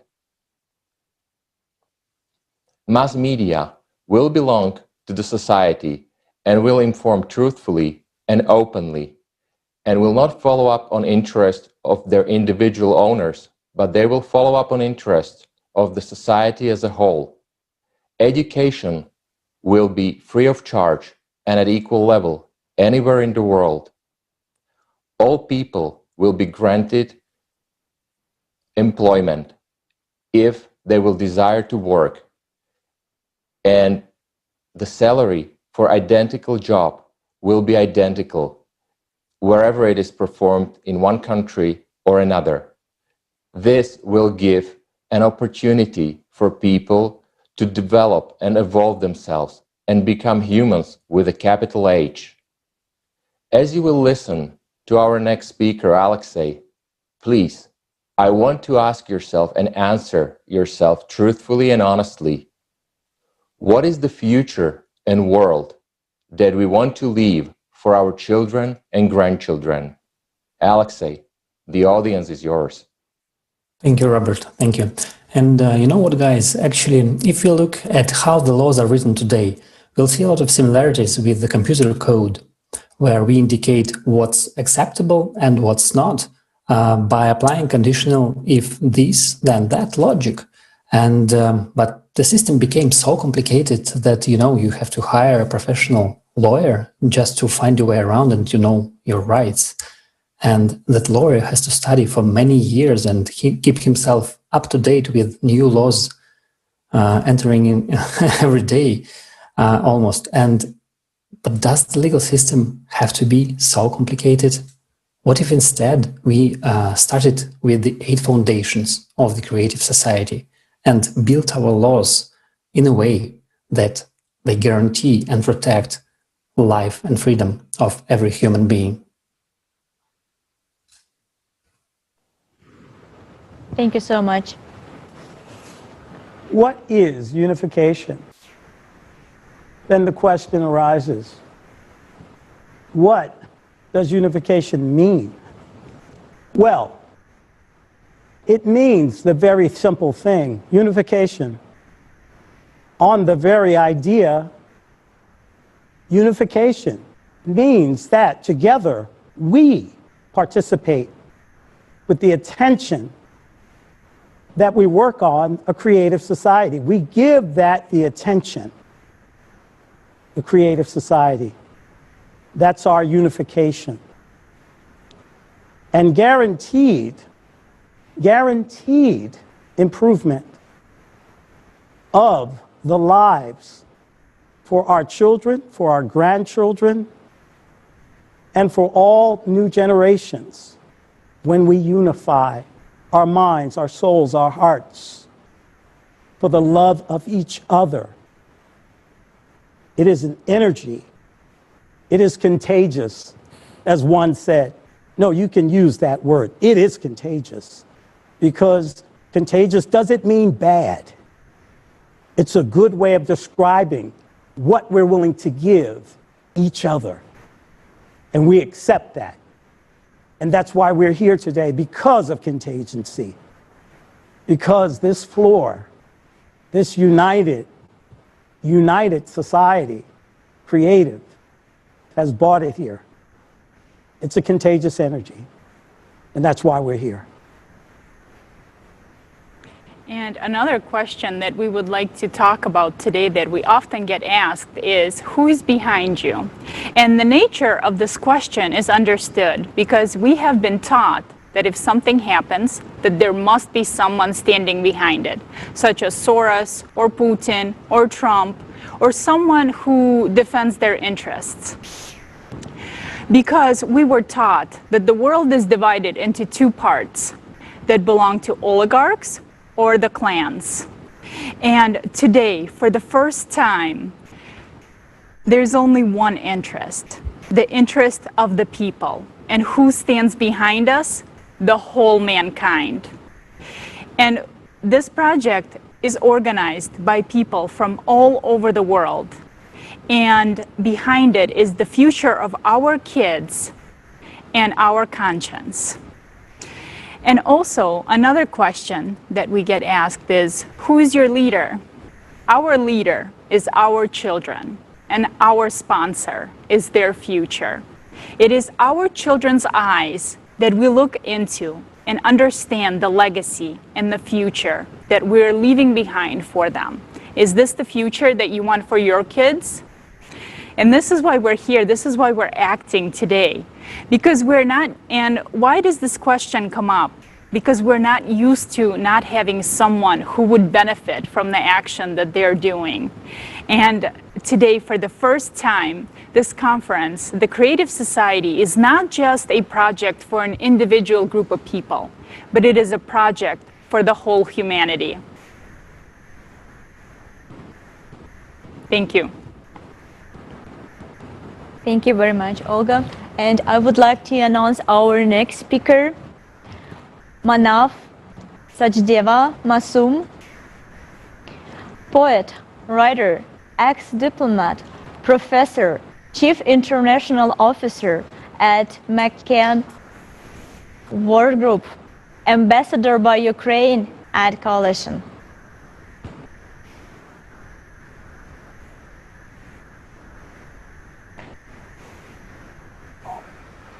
Greetings, friends around the world.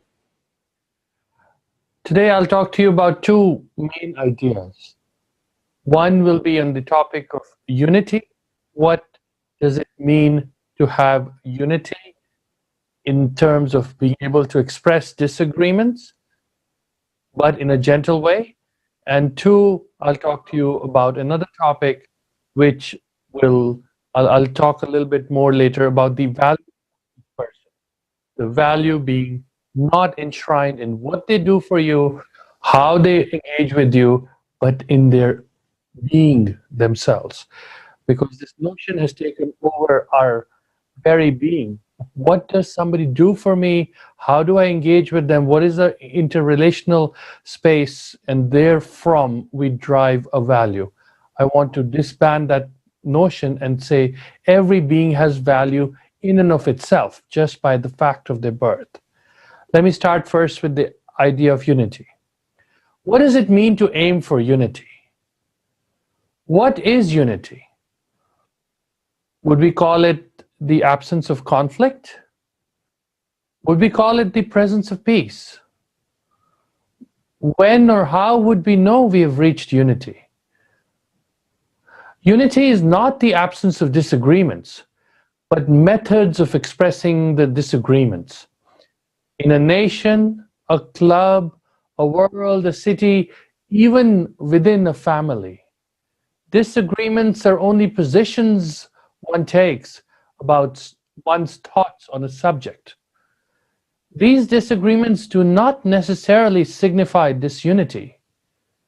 We can still be a united family, or a united club, a united country, even a United Nations family of countries around the world without needing to avoid disagreements. Disagreements are healthy even. However, when we turn disagreements into personal insults or express them in violent ways so as to express our disagreements in ways that hurt the other, rather than just having differences of opinion, we risk being disunited.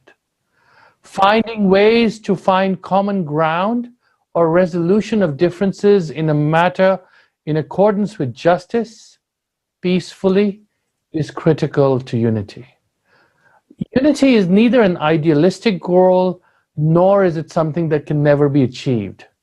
Unity is a concrete concept which says that despite differences, we will find ways to care for each other.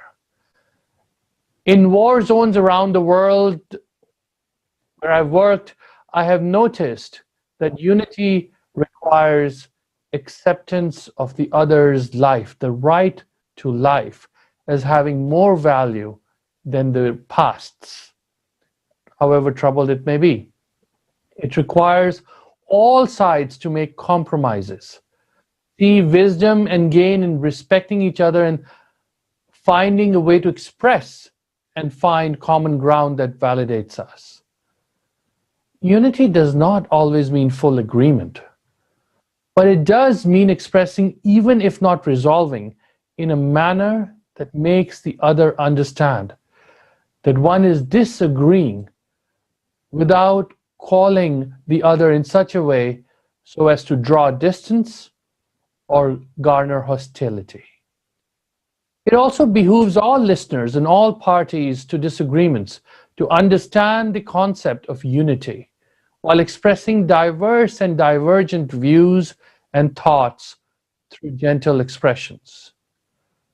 Before we can work together to make unity, we must first agree on the system and principles of expression of disagreements gently, so as to maintain unity, especially when it appears impossible or too difficult. Unity of spirit of health, of methods to express disagreements without losing that connection with each other is true unity. Now I want for each of us to understand the notion of value. Every single person has value. Value not by contributing or doing something, but by being. Not by consuming or providing even, but by being. Every single person has value intrinsically by just their existence itself. We cannot talk of unity until we accept that we all have equal value based on our birth. We don't lose value based on what we contribute or not. We are of value simply because we exist.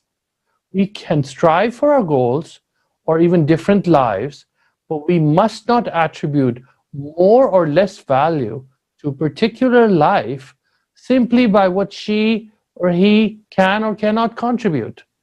The profoundly simple understanding that each life and living being has intrinsic value is critical to understanding who we are and why we're put on this earth. Once we understand that purposes or resources or means for life do not determine the value of life, and life has value for each human simply because they exist, we will then and only then be able to unite in the knowledge that each one has value by their existence and not by their past, their caste, their class, their money, their passport, their skin color, their ethnicity, their religion. Differences are things to be respected, but not. Mr. Manaf, thank you very much for sharing with us such a valuable understanding. Thank you. Namaste. Sat Sri Akal. Jai Hind. Bye-bye.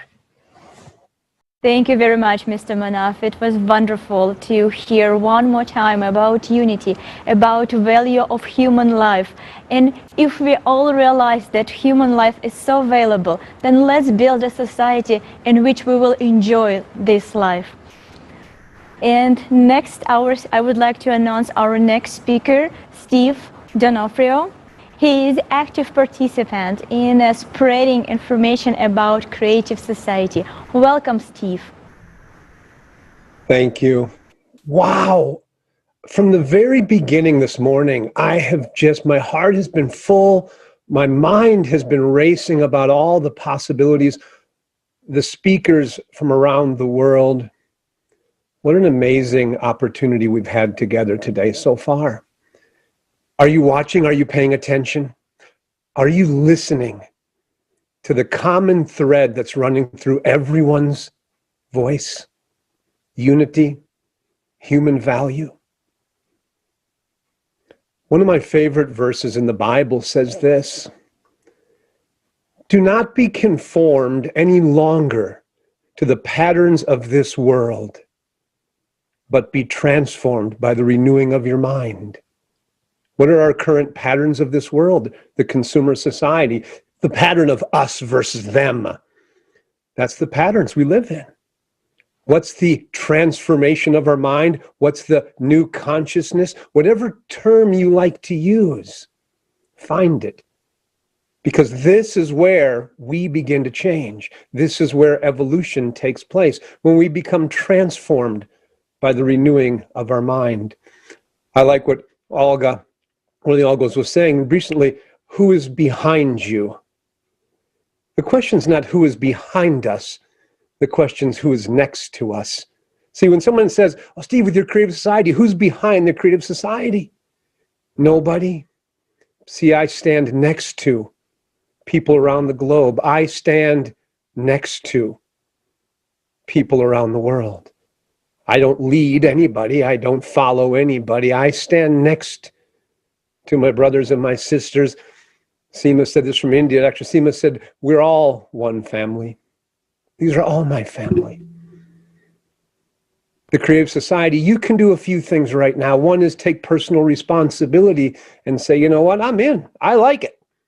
I'm going to decide that we can make a difference. I choose that there is a solution to all of the world's problems. I will take personal responsibility. What is the mindset? One of my favorite quotes is this: if you believe you can, or if you believe you can't, you are right.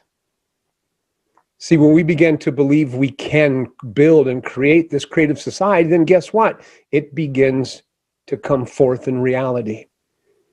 I'm going to say something that might be a little shocking, and that is this: one person can't make a difference. What'd you say, Steve? Yes, you heard me. One person can't make a difference. What do I mean by that? See, one person is only one person, but a group of people can change the world.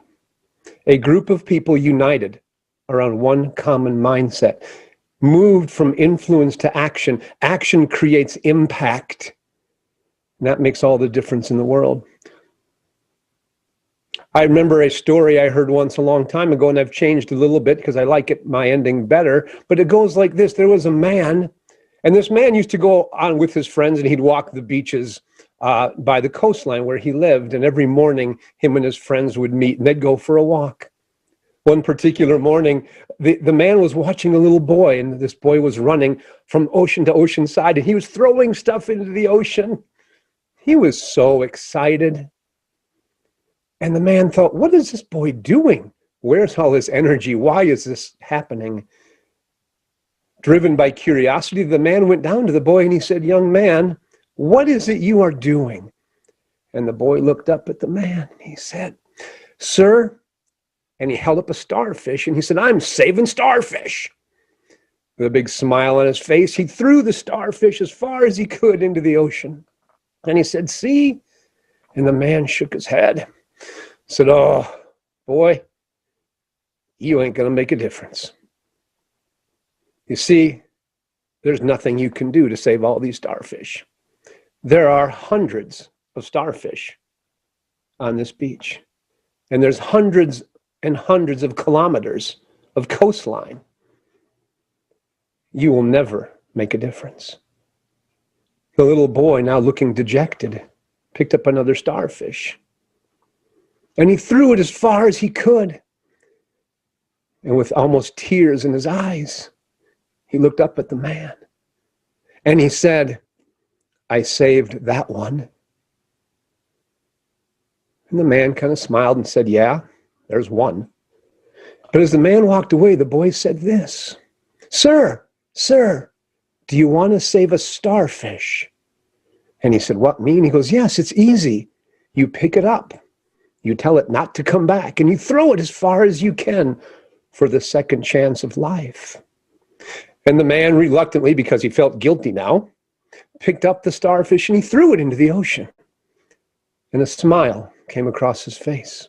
And the boy looked at the man and he said, doesn't that feel better? And the man said, yeah, it does. And he picked up another one. Along then, the man's friends came. And they said, what are you doing? He said, we are saving starfish. Get one. And they picked up a starfish. And see, before long, the entire beach was full of people throwing starfish back in the ocean. I am not standing in front of or behind anybody.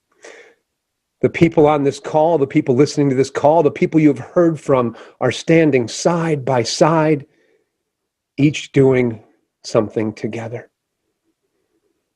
How do you make a difference? Here's a challenge.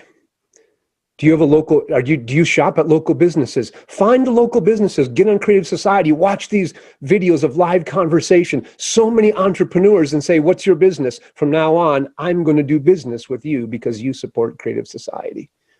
Do you have a school, an event, or an organization? You call a speaker from the Creative Society. There's hundreds of them around the world. Let them come in and talk to your students, to your employees, to your friends. See, together, we can make a creative society. When we stop being conformed by the patterns of this world and we become transformed by the renewing of our mind, we can stand side by side and build a creative society. Thank you. Thank you. Thank you so much. And I really enjoyed the wow at the beginning. I love that. The idea of unity, and as you were expressing the sense of one person starting something and the other coming along with a little, rejection in the beginning, but saw the good and joined in. Unity is such a thing that has become non-existing in our world, and it's because of the environment we live in, the environment that has been created, and we've subdued to it. We decided, okay, we'll just follow what everyone else is doing. You see a crowd running, other people start running. But this is something else that we would like to see people run to, because this is what we need, a creative society. This is what we need, people doing good deeds. We want that contagiousness of good deeds to go to the next person and the next person and the next. And all around the world, we're able to grab this energy and put it together in unity. Not one person, absolutely right.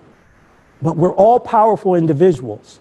And when we all come together, and we've seen that through the months, when we all come together, we can make things happen in a powerful way. Unity, what we need, absolutely. A creative society will give us that. Thank you so much. Thank you. Yes, thank you so much, guys, and thank you, Steve. It was very inspiring. And to not lose this information, let's move on to the informational stage, because I personally think that informational stage is very important stage. I would say it's like most important stage. And thanks to information, thousands of people already learned and joined the project, Creative Society. But one interesting thing, what really bothers me, and our speakers talked about this, that people find out about this project not from the official media, but they found from the social media, which active participants doing and informing people about such a project, Creative Society. And what I wanted to do, I wanted to ask journalists, is it that difficult to write article about Creative Society? Don't you want guys live in a good life? And have a good life and don't you want a good life for your kids also? So I think you should think about it really. And thanks to active participants of the project, people finally have a choice in what society, because Steve also mentioned choice, in what society to live in, a consumer or creative. Because when you don't know about the creative society, how can you choose between those two societies? And the most interesting thing is that many of the people said that they had dreamed about such a society all their life, and they're ready to act right now. It seems to me that it's a crime to suppress such important information for people, because, in fact, by our silence, we deprive people of their right to choose. Therefore, I think it's vital to inform all the people on the planet. And it's not that hard, guys. Every one of us have a gadget. It doesn't matter, phone, laptop, iPad, or something else. You just pull it, open your book, and you start to call or start to text your friends, your family, your co-workers, your neighbors, no matter who. And plus, many, I'm sure, most of the people have social platforms where you can make a video or create a post. And it doesn't take that long. It's just 2-5 minutes, maybe even less, to mention something and ask your audience in what society you would like to live.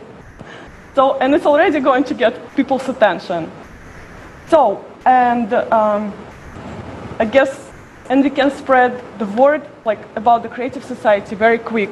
And Kate is going to tell us something interesting about it. much, Ola. Yes. So how fast we can notify the whole humanity about the creative society? I'm sorry. So let's say one person, I'm sorry. So let's say one person is going to notify 5, and these 5 on its end, they're going to notify another 5. So it's already 25. These 25 can already talk about it to 125, and using geometric sequence, we can come up with the number, how many days, and it's a little over 14 days. Just imagine, 14 days is going to be enough to notify the whole humanity, and they all will know about creative society. But as Ola already mentioned, if you make a post on social media, you can notify, or you can let know about creative society to even more people, 100, 1,000, sometimes even 1,000,000 within a day. So it is possible to make it happen within a day, or a single day. And just want to say thank you for Leslie, as he mentioned that we need unity. Yes, we need unity around one common goal, to do good for people. Thank you so much, Katya, for reminding us about math again. That's very exciting that we really need only 14 days in order to notify all people on Earth. That's easy, right? Yeah. Just use math. Very, very understandable. Thanks. Now I understand why math was my favorite subject at school. So, and I would like to announce our next speaker, Dr. Parimal Merchant, Director of Global FMBA Program at Jain School of Global Management in India. How about a world where all human beings get free food, free health, free education, and a decent quality of life? How about a world where human being is the central value? Nothing about the human being, no human being below another. Be it power, state, police, army, religion, all at the service of human being and not above human being. And at the same time, all human beings respecting equality. After looking at the proposals of creative society, I started thinking, where is the world heading today? Concentration of power in the hands of few, huge resources diverted to wars and weapons, manipulation of masses, inequality growing phenomenally all over the world. Where will the world head to? It is necessary for the world to change the direction. It came a question, is it possible? After all, the powerful people are so strong. The governments are so strong. The notions that the society can be only in the way it is today is so strong. Even that glimpse of possible human world seems to be impractical.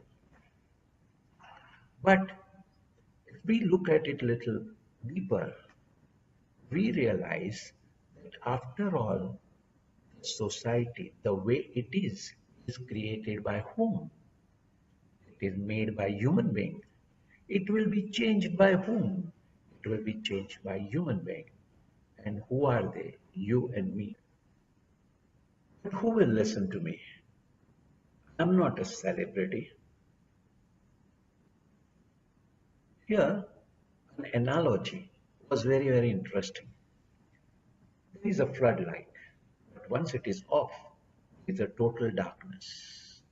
A floodlight cannot start another floodlight, but a candle can.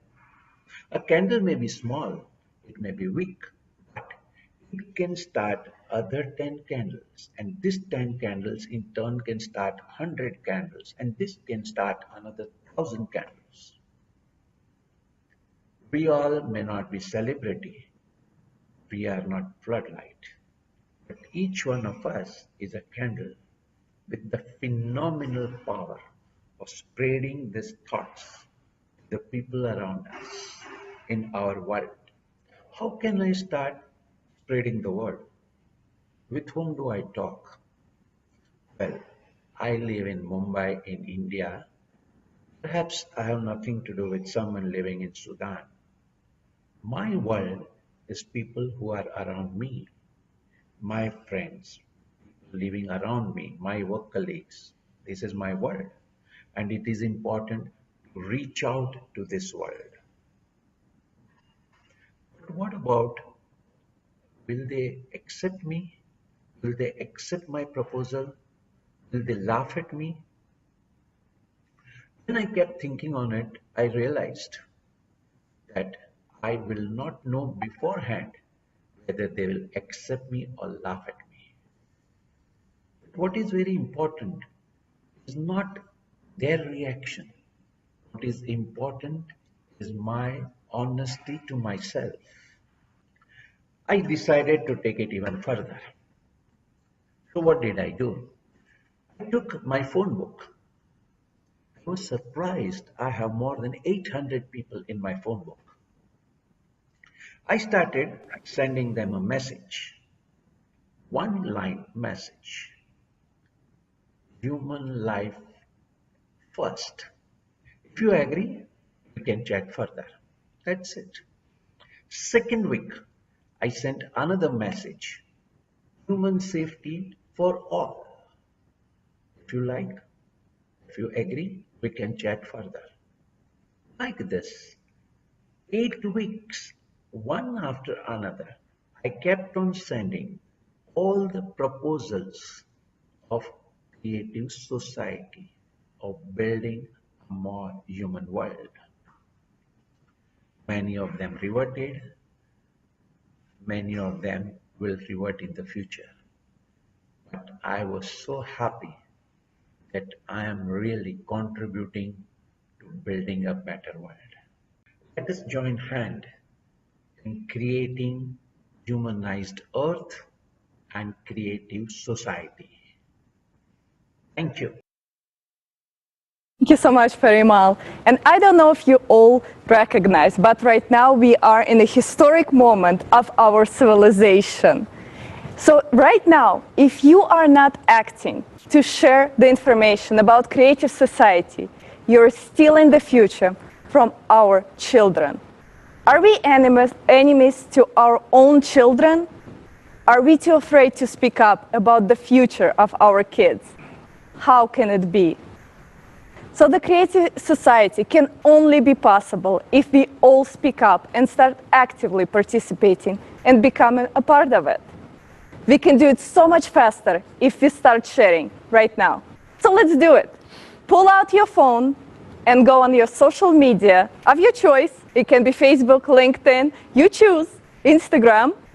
And let's share this information and post to all your network about this amazing event, about creative society, about the people you have met today. And let's use 2 hashtags, hashtag creative society and hashtag Allatra Unites. And let's all connect with each other around the globe and really see how big our human family is. Let's stop being silent. We need to share this information as the future of our kids in our hands. It was not possible to do so before, but now, with technology we have, it is possible. We can share it with the whole civilization. As Kate said, we don't need much time to do so. We all got here today by using the rule of 6 handshakes. And if you don't know what the rule means, it only means that we are connected through 5 or less social connections from each other. But with technology we have right now in our hands, we are only 2 to 4 connections away. How cool is that? That we all know each other and we are not strangers. Let's be honest. Everyone is looking for solution to the current problem in our society. A creative society is the only solution we have to get us out of the dead end of self-destruction. As you are the only one who can change the vector towards peaceful development by telling all your friends and family members today. Thank you very much, Olga. Thank you very much, dear friends. It was really amazing conference, and for sure, this conference will change the future. Today, for the first time in the world, we have begun to tell the truth. Isn't it wonderful to call the things by their proper names? Because our future depends on it. Because the sooner we stop lying and start telling the truth, the sooner we will build our beautiful and bright future. For the first time in the history of the world, people gathered together united by one goal, by one idea to build a creative society. We were not gathered by oligarch or somebody else. We were gathered by the future of our children, our future, the desire to live as human beings. For 6,000 years, humanity has been compressed like a spring, but it could not continue indefinitely. There comes a moment when the spring begins to unclench. Humanity begins to unclench, and that is wonderful. What a wonderful time we are living in, a time of change. Thank you all so much. But let me remind you, we are tired of fighting for other ideas foisted upon us by people that want nothing for us. Trump, Putin, Soros, has the world ended with them? Are we just those cakes or the condiments that they literally eat? They literally eat us. We are told by all the informational sources that we don't have enough resources. It's an illusion. This world has enough resources for 24 billion people. Look around you. Ask yourselves, where does this information come from? They continuously tell us that the world is overpopulated. Think about it. Seriously, think about it. Why?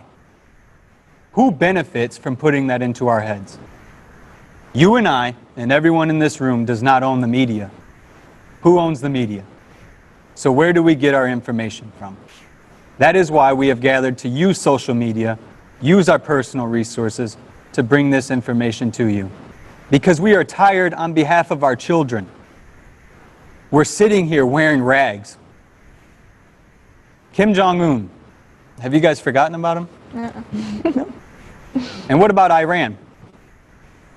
They don't have nuclear weapons, but we're told they do. They can't blow us up. So what's next? Are we going to buy the same narratives that we're all used to? I'm not saying anything new. There's not one person in this room who hasn't spoken, or on the screen that hasn't spoken, that told you what you know. That what we all know. But I know it can be difficult. But I'm here to remind you, we're all here to remind you, that we are one family and one planet. Think about it. Borders are artificially constructed, man-made maps. So are we going to continuously living under the control of others who want nothing more for us? Ask yourselves. And the fact that we have gathered today, this very moment, has been absolutely worth it. I'll tell you why. They don't want us here. Why would they? They don't want you getting up off the couch.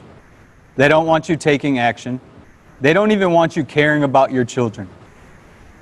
They want us to take in ideas and live our life like we're robots. But we're not robots. We're human beings. Every one of you who are watching this around the world, it may be difficult to take action. I understand. It's not easy talking to friends and family. It's not easy stepping out of your comfort zone. Every one of us here know we're doing it. It's not easy. But don't our children deserve it? Don't you deserve it? Most of us who are watching are born before the 90s. All you have to do is look back and you'll see the same pattern over and over and over again. And none of us have been happy. We don't have an economy that works for us. We can't talk to our neighbors without wearing a mask. We can't get in our vehicles and drive where we want. Yes, I understand there's a real threat. Yes, I understand that it is a collective effort to manage people.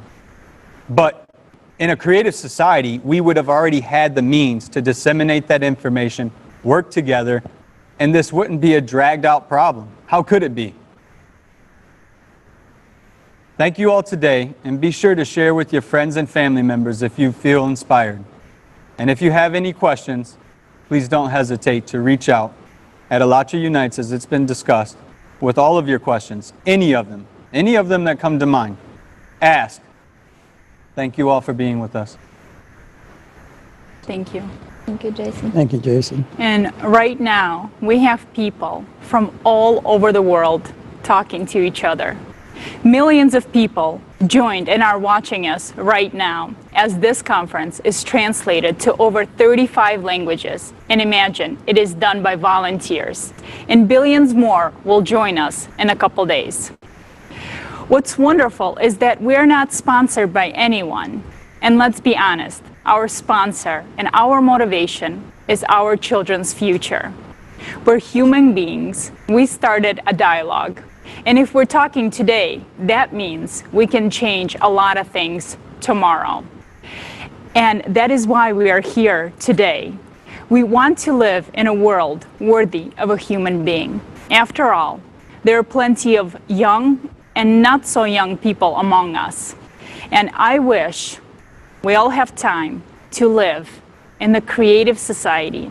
But it depends on every person and their actions. So friends, let's start with simple steps. From this very moment, let's inform every single person about the creative society, because together we can. Thank you.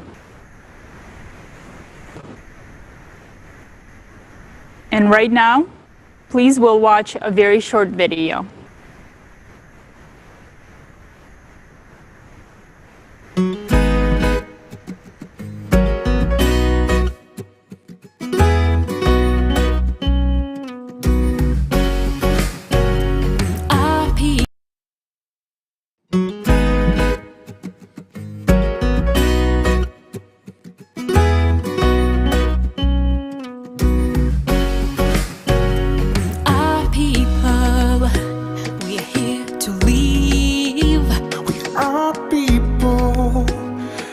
It's our time to breathe. And we are opening new heights. We are people, and we aspire towards rise. Creative society is what all we want and need. Is a name. We're all heading there. Creative society, safety, stability is the world, and now we're all we do.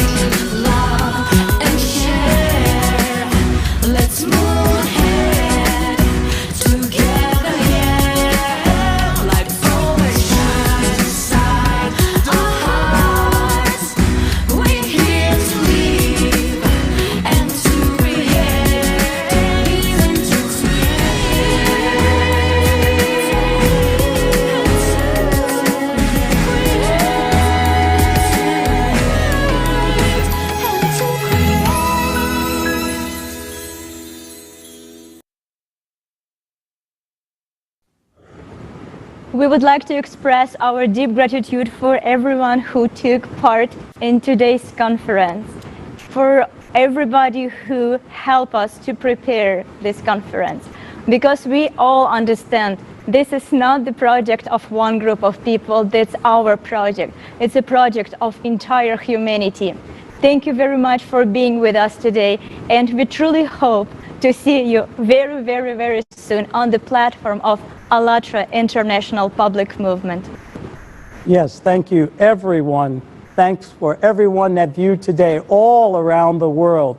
We could not be here today if it wasn't for the world uniting together to see and to feel the movement of our creative society. Let's create together, because united we can. And we will. That's why we're here. Creative society is the society of the future. And the world has decided on that today in this historic event of energy and unity.